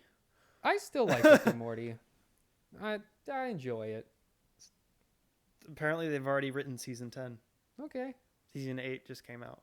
I thought they were going to make a movie after 9 seasons. They're not making a movie. But they said 9 seasons. Oh, by the way, that Community movie, it's not happening. Like it's still happening, but it's not happening. I think it'll happen. Allison Brie, she's doing press for that horror movie she's in, and someone asked her about it, and she was just like, I don't know. we'll see. I think I don't know. I don't know why not. Well, there's no demand for it because that show was never Not that as much. popular. There was really high demand for it like probably 5 years ago. But also, that show lives and breathes when no one cares about it at all. So that honestly might be where you're saying for creative reasons, no one has to care about the no show. one has to care about it for it to be good. Yeah, because the only time when Community like gets motion is when it's when no one's when watching. no one's paying attention. Yeah. Maybe they just lock in. Yeah, they lock in when there's no viewers. Yeah. When they're about to be canceled. The Long Walk got another trailer.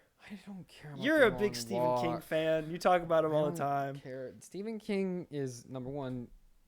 Definitely not in the Epstein files. I don't know why you'd say that. I don't know. No one was. I don't know why you would bring that up, Steve. No one was saying that, Stephen. But I mean, now of course we're gonna say that because you came out for no reason. Anyway, I don't care about Long Walk. The premise is not doing it for me. There's not enough there. It's just Hunger Games, but way stupider. They want it to be the Hunger Games. It is. It's just way more boring Hunger Games. They've got the director. Like, imagine if Hunger Games, but instead of doing Fortnite, they just go on a hike. Wow. Yeah. And there's no revolution. They I just agree. walk. I'm not interested. They just walk in and they break their feet in. Gen V Season 2 got a trailer. And Starlight is in it. That was interesting. I didn't see the trailer. It looks like there's going to be a pretty big time jump. That doesn't make sense. In between seasons, we're going to pick up with them freed from whatever prison. No, she's in jail in this part. Most of the rest of it, it's like we got to get the gang back together. We got to go back to school thing. Hamish Linklater appears to have a pretty big role. I'm looking forward to that. Is that the Deep? The Deep is supposed to appear. Oh, is he... Why does he look like Aquaman now? Or more like Aquaman? Maybe that's the plot line. So Starlight breaks them out of jail. Maybe. And then they go back to the school? Sure. Huh? This comes out pretty soon. Why would they go back to the school? September 17th, I think. I think she tells them to go back to the school. I think they're sent on a mission. But why would the school let them be there? Because they have nefarious intent. But they already threw them in jail. But they have nefarious intent. The Homelander wants something out of them or something. We'll find out. You gotta watch the show. This doesn't make any sense. Gen V was 2 years ago. They also showed footage of The Boys season 5, but they didn't make it available to the public. Yeah, I mean, that's fine. Predator Badlands got another trailer. Looks cool. Looking good. Do you care about Predator Badlands? Yeah.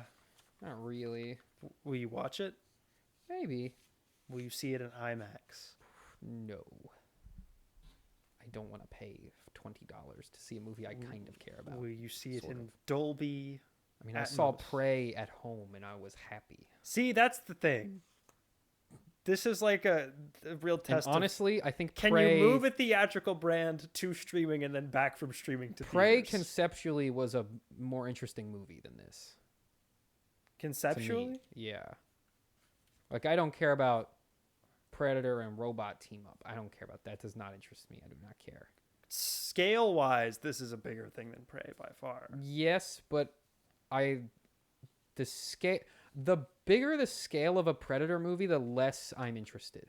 You just want... I think that's why I didn't like the third act of Killer of Killers, is because it was too big, and then you lose me there. Because the threat of Predator is that like he's hunting you. Well, what if the Predator's getting hunted by That's another bigger monster? That's fine. That's the plot of this. But I don't want that. I don't care about Predator. I don't care about him as a guy. What if they make you care about the Predator? I will care about the robot. Okay. I'll care about her. Why? I'll care about the robot.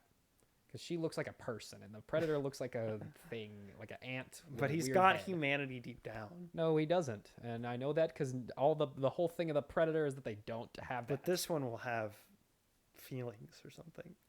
So what is he going to turn? Is he going to start fighting the other Predators? Maybe. There's probably going to be some Predator Civil action. War. Yeah. This looks cool to me. I'm looking forward to it. Also, they updated the end credit scene of Killer of Killers to include Arnold Schwarzenegger's Dutch and Danny Glover's Mike Harrigan from Predators 1 and 2. Why? I guess they're doing an animated crossover film with all of the protagonists of the previous Predator movies. Are we doing like the Avengers of dudes who didn't die? The Avengers of Predator characters in animation on Hulu. What? Again, see, you lose me there. Because when you were like, okay, we're doing different time periods, different predators, they got cool designs, they're fighting different types of guys, I'm like, I'm in. And then when you do this weird stuff with this, I don't care now. I don't care. They're evolving the brand. They're expanding. Stop evolving it. De-evolve it. Go back. You've evolved too far. The remake of Silent Night, Deadly Night got a trailer. What? What is that? Mike P. Nelson directed a new Jason Universe short film. Hang on, wait. I'm still looking. No, you can ignore that. That was mostly a joke. No, wait. Wasn't. No, I'm thinking of Violent Night. Violent Night was pretty good. No, that's coming next year. This I don't care. Called Sweet Revenge. It's going to release on YouTube for the Friday the 13th franchise 45th anniversary. They also confirmed during this Jason Universe panel. What the heck is Jason Universe? That is what they're calling the Friday the 13th franchise now. Is he like the evil version of Steven Universe? You know why they're doing it? Because Steven Universe? It's because I believe they legally don't have the rights to the name Friday the 13th. Steven Universe?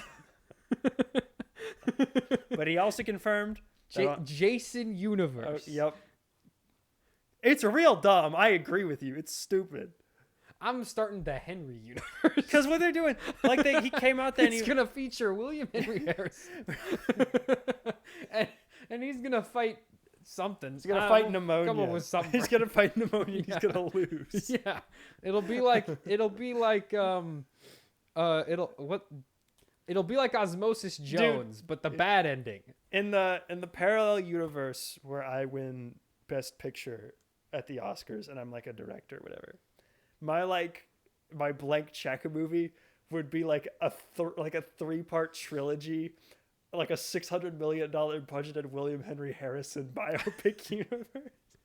That's just from his birth to his death. It's not that long of a movie. It's not that, but it's 3 movies. But we're gonna cover all of the totally insignificant parts that all don't the matter things at all. He did not affect in any meaningful way. And then in the end, he just dies before he does anything of He note. just gets pneumonia. But anyway, the Jason. No, okay, it'd be funny if you built it up like he was about to do a bunch of stuff and then doesn't do any of it. He gets pneumonia and dies. But what's stupid is they came out and they were like, the Jason Universe is getting a new film in the franchise. I'm like, just say they're doing another Friday the 13th movie. Friday the 15th. What is this Jason Universe nonsense? Friday this the is 14th. Not a cinematic universe. There's no continuity with any of these at all. Call it Scary Friday instead of Freaky Friday. Jason Universe. Yeah, because they're doing... So there's this short film. I guess they're doing a new video game. There will be another feature somewhere down the line. And they're doing a TV show that's currently shooting right now that's straight to Peacock. That's a prequel series about before Jason was big enough to be a murderer. Little boy Jason. So that really is Steven Universe. Is that what you want? But except for he has no power. Do you want to watch little wimpy, disfigured boy with a mental disability gets bullied at a summer camp? The TV show. Of course I do. Also, it's on Paramount Plus. It's called Camp Coral. The SpongeBob. SpongeBob. What? I don't know, man. Jason Universe. Jason Universe. It's just the name of a guy. Because that'd be like if they called the MCU Tony Universe. All I can think of is Steven, because his dad is Greg Universe, and that's also just like the name of a guy. The DCU will now be called Clark Universe. What? Voorhees Universe would have been better. If it makes you feel better, okay. Because Voorhees is like, that's just Jason. Like, that's... No one else is Voorhees. Yeah. There's lots of Jasons. If it makes you feel better, the I and the V in universe are stylized as 13 in the official logo. What? Or might be the I and the E. Sorry. Oh, I was going to say, because that would be 4. Yeah. Jason Universe. Una 13 verse. Una 13 verse. What? What? See, this is the most like we're desperate. Please be worth money. They never focus group the right thing. No. Because this is a thing where if you had focus grouped it, they would have been like, what? What is the Jason universe? Well, again, their problem is they cannot call it Friday the 13th because I don't believe they own the rights to the name Friday the 13th. So call it Friday the 14th. I promise you most people won't care what day it takes place. No, you're right. They should have just called it like the Voorhees universe. Yeah. Because that's like a thing. But I guess, I don't know, maybe the focus groups were like, we don't know Voorhees, we know Jason. No, they know Jason Voorhees. They don't know Jason. Jason is anyone can be Jason. The focus groups probably said Jason Voorhees universe is too long. Then just Voorhees universe. Or just call it the Voorhees movies. Why is universe? What is? Because it's only gonna be movies. Because it's movies and video games and television shows. What video games is he in? Just the what's the one that all the girls play? Dead by Daylight. Dead by Daylight. Just that one? No, he's gonna get his own solo video game. It's just gonna be Dead by Daylight, but worse. Own solo video game? Actually, I think they did make his own solo video game, and it was just Dead by Daylight, but worse. Yeah, prequel TV show where he's a little boy. That's stupid. We're gonna just cancel. Follow him from life to death. We're gonna William Henry We Harrison did already. He's been alive and dead like 20 times. True. But like, what if he was old now? He is old. What if he's been old for a while? But what if we acknowledge the fact that he's old? It doesn't really affect him. It won't make a difference because he's still some kind of immortal zombie man, so it doesn't matter. Like the MCU, right? You picture them like coming up with movies or sitting around a conference room. They've got like stacks of comic books. They're like, okay, what storylines can we adapt? What characters have we not gone in yet? What can we do them? TV show, movie, video game? What are we gonna do? Jason universe, you picture like 3 guys in a room. They're like, okay, has he ever killed anyone at a shopping mall? Can we do a shopping mall movie? See, this is why they need us. Yeah. Because he hasn't killed anyone in an airport yet.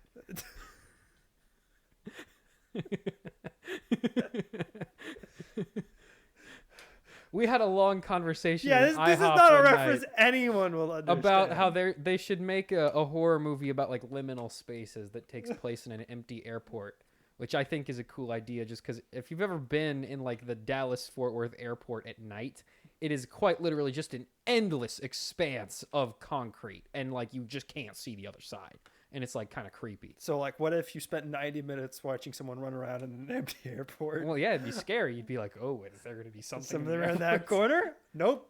I mean, most horror movies are just like, what if a guy wanders around in an old house? It's like, that's not that different. Yeah, Jason in an airport. Jason in a shopping mall. Those are both ideas. Jason in a high-rise apartment complex. Jason in space. Wait, they did that one. It. They did that. We can't. What if we do time travel, Jason, and he's in the past? That's not a bad idea. Time vortex? No. Jason multiverse. He fights good Jason from the universe where he's a vigilante. I was gonna say they did do a comic book where Jason from the future fought Jason from the present. That's fine, but no, we can have the Jason War where all the Jasons fight. And they're all the same. They have slightly different masks. They have knives that are a little different. Each one has a slightly different knife. This is brilliant. Let's come up with a list of pitches. Anyway, Coyote v. Acme is going to release in theaters on August 28th, 2026. Dubs. Dubs.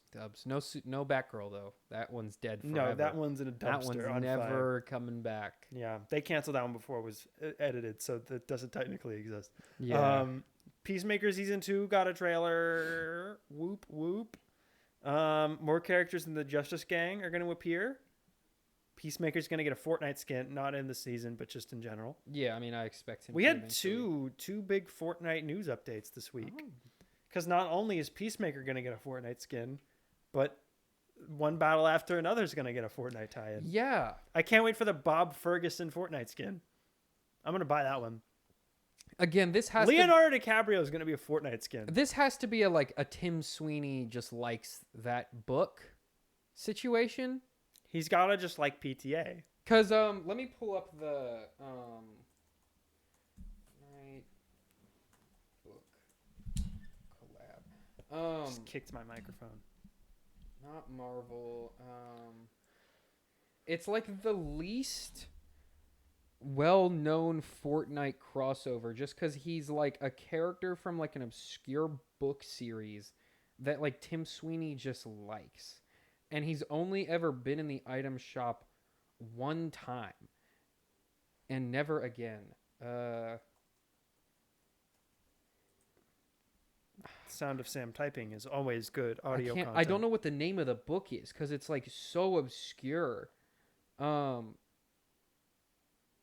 might be this. No, I don't know what it is, but you guys will have to find. He's got like a cloak on. He's got like a bunch of knives and like a weird looking cape. But like Tim Sweeney will occasionally just add stuff because he likes that thing and he wants it to be in the game, and he's the CEO of a game, so he gets to have a thing that he likes in the game. Yeah, but anyway, who do you think is going to appear in Peacemaker season 2? Lex Luthor, probably. No, I don't think he will. Why not? Because I mean, he might be like on the news or something. I think he'll be in like a post-credit scene. I don't think he'll be like a character. No, I think the post-credit scene they'll want to be building their next thing. I don't think they'll touch too much on maybe like some Supergirl stuff. Maybe. I mean, what other characters can appear? Any of them. We're in the beginning of this thing, so like we know the Justice Gang's gonna show up. Who do you think is going to be? Lord. Who else is going to be on the Justice Gang? Right now, it's just gonna be those four. Peacemaker's going to be on the Justice Gang? No. Counting Metamorpho. Yeah, counting Metamorpho. Because he wasn't in the trailer, like the first trailer. But neither was Mr. Terrific. That's true. And they could both show up. That's true. They could both show up. We could get a Jimmy Olsen.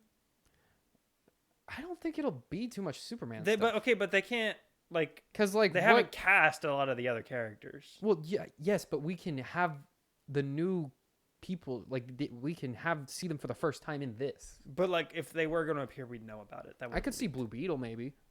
Nah, because like I don't think he's not going to show up. Like in live action. Peacemaker wouldn't be involved in what Superman is doing at all. I don't think. James Gunn does love Peacemaker. Yeah, but again, those characters don't have any. He could make crossover. him the main character. He probably will. I don't think so. He could. No, I don't think because I think if he did, it would just die immediately. So like, I think he literally just can't. I don't think he has the work. part of his brain that says this will not work.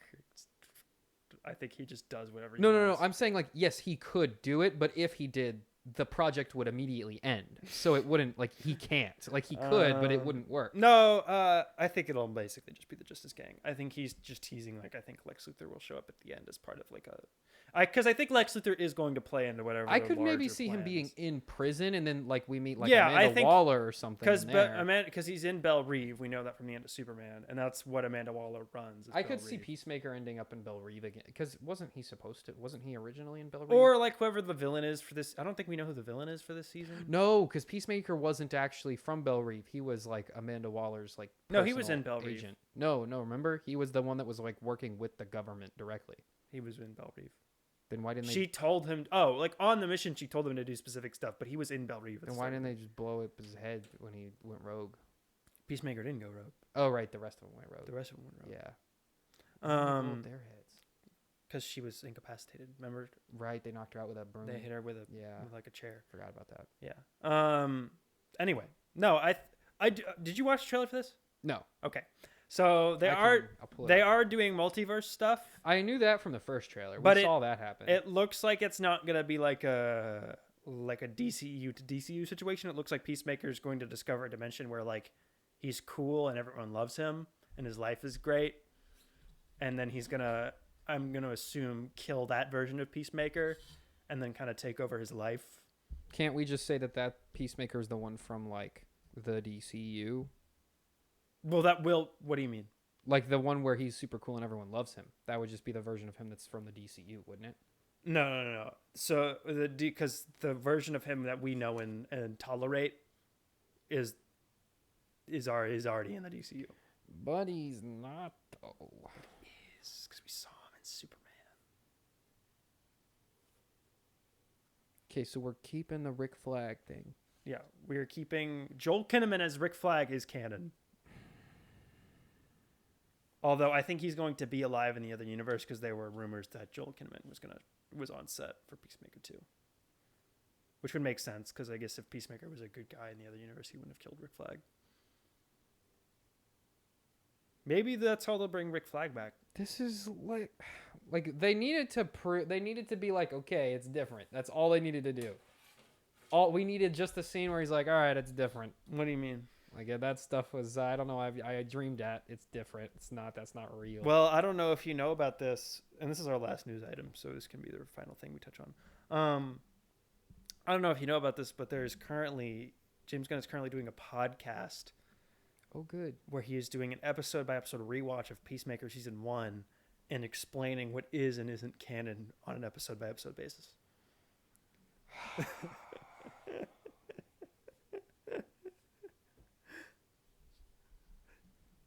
What? Yep. Sam's rubbing his head. He's sighing really loudly. I don't want to watch that. Well, you don't have to. Yeah, but I can just tell you though what he says. Yeah, but I'm gonna have to listen to it, I guess. So, the aliens? Are we keeping the alien the invasion? Butterflies? Yeah, that's all canon. So far, he's done the first 2 episodes. The only things he says aren't canon. Superman didn't just X-ray vision see there were bugs in everyone's heads? Well, Superman didn't know that was going on. He was busy. He can see into your head.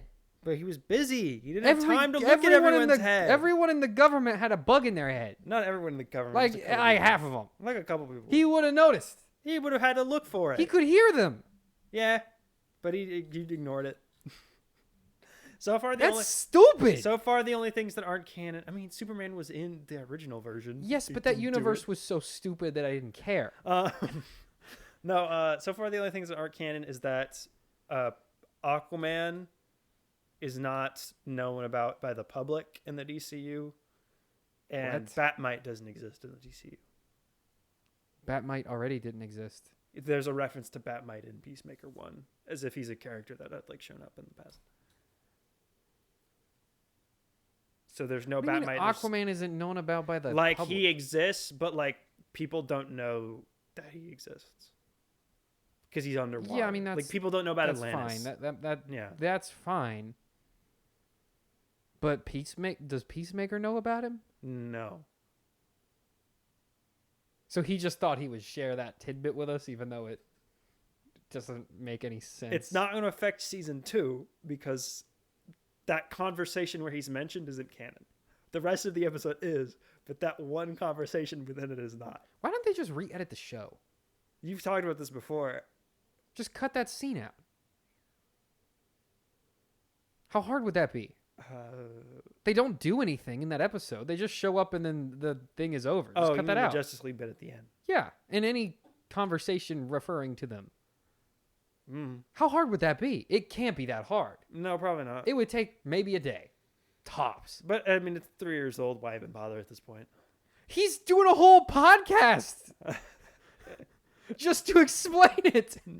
Clearly they care. He's the guy in charge of the whole operation. They could have told an intern to go and cut out the scenes where they mention the Justice League. They could have just given him timestamps and been like, cut that out. Re-upload it. Problem solved. The simple answer would have been just not to make any of that canon. Yeah, I don't know why. Just make the very tough choice of deleting the barely watched John Cena solo series. You don't even have to delete it. Just say that the first season's not canon and give the new season, like, call it Peacemaker, Truth, Justice, and the Guns. They gave it a different logo. That doesn't. Who cares? That means nothing. That doesn't make a difference. Hey, they took 3.5 years to make it. Yeah, but we knew that was going to happen. Anyway, you have any more thoughts in general? Anything else you want to talk about? We've talked about literally everything under the sun at this point. Just the Peacemaker, man. That's so disappointing. That really grinds my gears. What specifically is disappointing?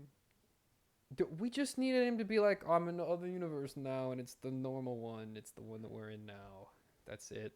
That's all I wanted. I don't think he even wants to pay lip service to the idea that there is a new universe, which is stupid. But that's dumb. That's dumb. Because remember when he was going around saying the Flash was going to reset it, and then it just didn't? Yeah, and then you can do the bit where, like, Peacemaker's like, you seem a lot less serious. Yeah. And then that's funny. No, the idea that, like, he's right. He's the less idea serious. that Twitter had, where Peacemaker's the one that remembers whatever. Yeah, that's funny. Like. That's a funny bit. That's a fine bit. They should have done that. That's so. I guess this version of Bloodsport now shot David Cornsweat Superman. That's what he was in jail for in Suicide Squad. Who caught Captain Boomerang? The Flash? Is there a Flash in this universe? Yeah, like none of that makes any sense. Suicide Squad just can't be canon. It just can't. A version of it is. No. A version of it has to be. No. Rick Flag died on a Corto Maltese mission because of Peacemaker. No, he just killed him. Just like on the street. Yeah, it's just like he just killed him. Well, they explicitly referenced the events of Corto Maltese in Peacemaker. No, well, he killed him in Corto Maltese, but like it just for no reason. Oh, like they were just at a bar. Yeah, because like there can't be a larger. Well, like context. the whole reason that those characters are assigned to that mission in the first season is because of the Suicide Squad. No. And he starts off in a hospital from getting shot. No. And he was in prison. And he talks about Bloodsport. No. He was just making that up. He's just made that up. They all collectively agreed that didn't happen. Reason. I don't know. No one even saw that movie, too. No one saw Peacemaker season 1. Yeah, like it doesn't. James Gunn, he always comes out. He's like, it was the highest thing viewed on HBO Max. I was like, bro, when that came out, no one had HBO Max. Yeah, it didn't matter. That means like 2 people watched it, and one of them was me. One of them was probably you, bro. Kevin Feige confirms that some characters in Avengers Doomsday will go to the Baxter Building from Fantastic Four. It has 4 or 5 people in it at most in the Fantastic Four movie. It's got a heck of a lot more in it than Doomsday.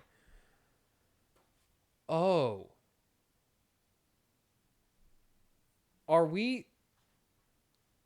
Does the whole movie take place in Fantastic Four world? And they go there? No. Why not? Because why? What? Why? Why would they do that? I don't know. No, Sam. We already saw the Fantastic Four coming to the 616 in quotes universe at the end of it, Thunderbolts. We know they're but maybe they're just going there to pick some guys up. No, I think when the incursions are happening or whatever, they're going to hop over there for a little bit and then they'll hop out. Like, why would they go there at all? I don't know. Reed Richards is probably going to be like, I got to make a device in my lab. Tony Stark got a lab he can use somewhere? Yeah, but it's got to be his lab. It's because they already built that set. Doesn't got to be that lab, That set's already been built, so they're just going to reuse it. Save a little money. Like, I was operating under the assumption that we'd spend, like, basically no time there and that their world would get crushed by incursion and then they'd immediately universe hop to I don't know. Maybe Doctor Strange will pop up and be like, hey, we need you to come over here. He can't do that, though. Yeah, he can. No, he can't. Why not? Because he needs America Chavez to do that. Remember? They changed it. No. Yeah. Clea can do it. Who? Remember Charlize Theron shows up at the end of Doctor Strange 2 for 3 seconds? And no, but she's a portal to the dark dimension? No, but okay, hang on. With her arms sword? Hang on, there's a distinction there. There is. Traveling between dimensions and traveling between universes is a distinctly different thing in the MCU. And let me explain. Because this is something that they have never properly explained, but like does need Sam, to be explained. Sam, for the universe to make sense. Sam, do you think a normal human being would grasp that? Yes, it's a very easy concept to understand. So okay? there's hopping between worlds, Hang on. and there's hopping between universe. No, not worlds, dimensions. Think of each universe as a sandwich, right? The sandwich has got multiple layers. There's ham, there's salami, there's turkey. The dimensions are the layers of that sandwich, but those are two different sandwiches. You need America Chavez to go from one sandwich to the other. Doctor Strange can go to any layer of the sandwich. Most people are stuck on one sandwich layer. So he can go to different... Dormammu wants the whole sandwich to be bread. So Doctor Strange can go to different dimensions. Yes. Because the mirror universe is another dimension. But it's not different realities. Yes. But can Clea with her magic purple arm sword... No, because the dark dimension is a dimension within that But she's like, world. there's been an incursion. We gotta go. And then they just hop into a random... Yeah, no, she's just on meth. That's not the case. That's canon. It happened. The dark dimension can't have incursions. Well, but we don't know for sure it was the dark dimension. It was just like a purple background because they just put in anything in that portal. She's from the dark dimension. She is from that, but presumably they went to where the incursion is happening. They put the which dark would be dimension on another was world. that thing. That's what it looks like. It's just purple. They just made That's it what the purple. dark dimension is, just a big purple blob. I know that, but she said there's been an incursion. We gotta go. Do you think she'll be in anything else ever? Yeah. Really? She'll be in the fight pile. How many characters could conceivably be in the fight pile? How many characters are there? Like probably a couple hundred at this point. Then there will be a couple hundred in the fight pile. Well, with different versions, probably more. It could be 500 in the fight pile. 500-person fight pile. That way the YouTubers can pause it and go, there's this Oh guy, my there's gosh. this guy, there's this guy, there's New that guy. Rock Stars is going to have years of content. Yeah. Look, it's Shang-Chi's cousin. Dong-Chi. There's a third version of Storm from X-Men. There's Nightcrawler, but he's green. He's purple in this one. That's what they did in that one. He was just red. This universe is cooked. Anyway, but that is the difference between multiverse but hopping I mean, and they'll dimension figure hopping. out a way to do it without her. They'll make a portal gun. Reed Richards will make a portal gun. Well, okay. Yeah, he's allowed to do that. I mean, they've already done it. Because they did it off screen. We just he's don't Reed know. Richards. He's allowed to do that. Yeah. Doctor Doom will be able to do it. Doctor Doom can do it because whatever Reed Richards can do, presumably Doctor Doom can do. That's kind of their whole thing. Yeah. Iron Man will be able to do it. Well, he's dead. He'll show up. He'll be back. Iron Man's gonna be in this. Like, yeah, we know that, right? But I don't think he'll do anything. Well, you know what the other thing is? I think he'll just be Jesus. Is and that he'll just show up and be like, I am here. Matt Bellany, and then he'll die again. From Puck News said that Chris Hemsworth is basically the second lead of this movie, which is weird. Because how and why? He's the most. I guess because he's the most famous actor of them. Yeah. And I guess the first lead is Vanessa Kirby, apparently. Which I guess, because the only thing we can glean from the Fantastic Four post-credit scene, spoilers, is that Doctor Doom wants Franklin Richards. Yes. So makes sense that she would be the lead if that is the primary Presumably plot line. He needs him for multiverse. For multiverse saving purposes. Yes. Saving in quotes. Destroying whatever his plan. Whatever his he wants evil to plan do. requires To Franklin. make a battle world and make a fight He needs pile. Franklin for the plan. Yeah. So she would be, I guess, one lead and Thor would be two. The other thing is that because Doomsday is probably getting delayed to 26 or 27, it'll be like 5 years since we had last seen Thor at that point. Because we haven't seen him since Love and Thunder. So it'll be a while. Kevin Feige also said Thor will continue to be, or Chris Hemsworth will continue to be Thor for. That makes sense. You time. could do. There's something to be done maybe with old Thor. Yeah. Make Thor. Do we make Thor old in the sort of new timeline-ishness place? Yeah, you could. You could just do like one or two old Thor movies, see what there's to be done with that, and then like he can dip himself in a magic fountain and come out 20 years younger. He comes out as new, different blonde yeah, guy. it doesn't matter. Different blonde guy who's got different face. Like Chris Evans, like we've seen young Captain America. Yeah. So now what we if know old what that Captain looks America? But we kind of have Isaiah We've Bradley, already done who's kind that. of already old. And Captain he was America. elderly in Endgame for a second. Yeah, but he didn't do anything. He didn't do was anything. Old, so. He's dead, right? That's canon. He is dead. He's not just around, but very old. I don't know if he's dead. They never say, because I think they're opening the door for that. But he'll be in this also. We also know he lives a really long time just because of the super soldier all serum. of the OG Avengers, minus maybe Black Widow, will be in Doomsday or Secret Wars. Black Widow will not be here. Yeah, I don't think because I don't think ScarJo wants to do it. Yeah, and I think she is actually done. I think she actually. She does seems not, tired of all. She's this kind of crap. been doing some like weird one-off. She'll do movies. Jurassic 7, but It's true. But that's because her kids like Jurassic. Yeah. And she's already been in Marvel. Her yeah, kids there's already nothing have new seen for her the in kids that. to Yeah. see. Yeah. Yeah, I think everyone minus ScarJo. why? Who They're all available. would Who would they need to put in the Baxter Building? Who would be there? The science crew. Hulk. So just Bruce Banner? Hulk, Riri Williams. Are we doing Riri Professor Williams? X. Is Riri Williams? No, Professor X can't. He's not science. But he's smart. Not that. But he's like a different kind of smart. I He's don't like know. It doesn't. he's like psychologist smart. Who Not. have they announced that's a smart guy? Are we doing Iron Spider? Oh, I guess Spider-Man could be there. Yeah, Peter. Oh, Peter's smart. Shuri. Shuri's there. She Probably can be there. Namor, because they're gonna be like Is Namor smart? no, but they want to do the Right, we're doing the Sue Storm Namor or at least they're gonna do relationship jokes about it. thing. Yeah. Why? Okay. Because it happened once and the internet thinks it's funny. Okay. That's the reason to do anything. Yep. This has been a great episode of the show. It's just like a sad episode. It's like, man, just No, like no anytime, good news this week. like all anytime, bad news. anytime Doomsday comes up, it's just like I feel no like I can't wait to see Doctor Doom. I'm entirely just like this is gonna be a mess. I want to see what the mess looks like. Do we think that Franklin Richards is gonna fix Doctor Doom's face, and that's why he was there? And I that's think why he's he just was not gonna have a messed touching up his face. face? I think he's just not gonna have one. That's so lame, though. But Robert Downey Jr. doesn't want to wear makeup. This person on Twitter thinks that she's gonna be in the movie. Who? Captain Marvel? Yeah, but she's not. She'll be in the fight pile. No, but the other one. Oh no, They she'll forgot never be she mentioned exists. ever again. That's not. She's not gonna be. Monica there. Rambeau won't be mentioned either. I'm Yeah, sorry. They forgot. About She's her. gone.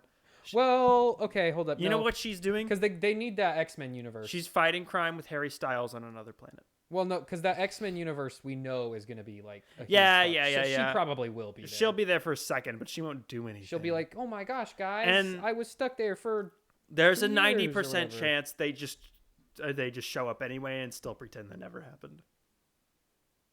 Good. We gotta do something to map out. Beast is on the science team. Oh, Beast would be on the science team. yeah. Yeah, you're right. Nothing else to say about that at all.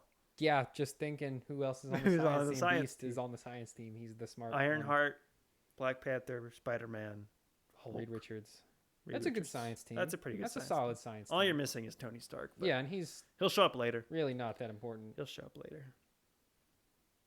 Oh my gosh. The moment where it's Secret Wars when he's going to be like playing an AC/DC needle drop and flies in and everyone's going to be like, ah. They're still writing the script. So, like, what is Wanda going to be doing? She's dead. No.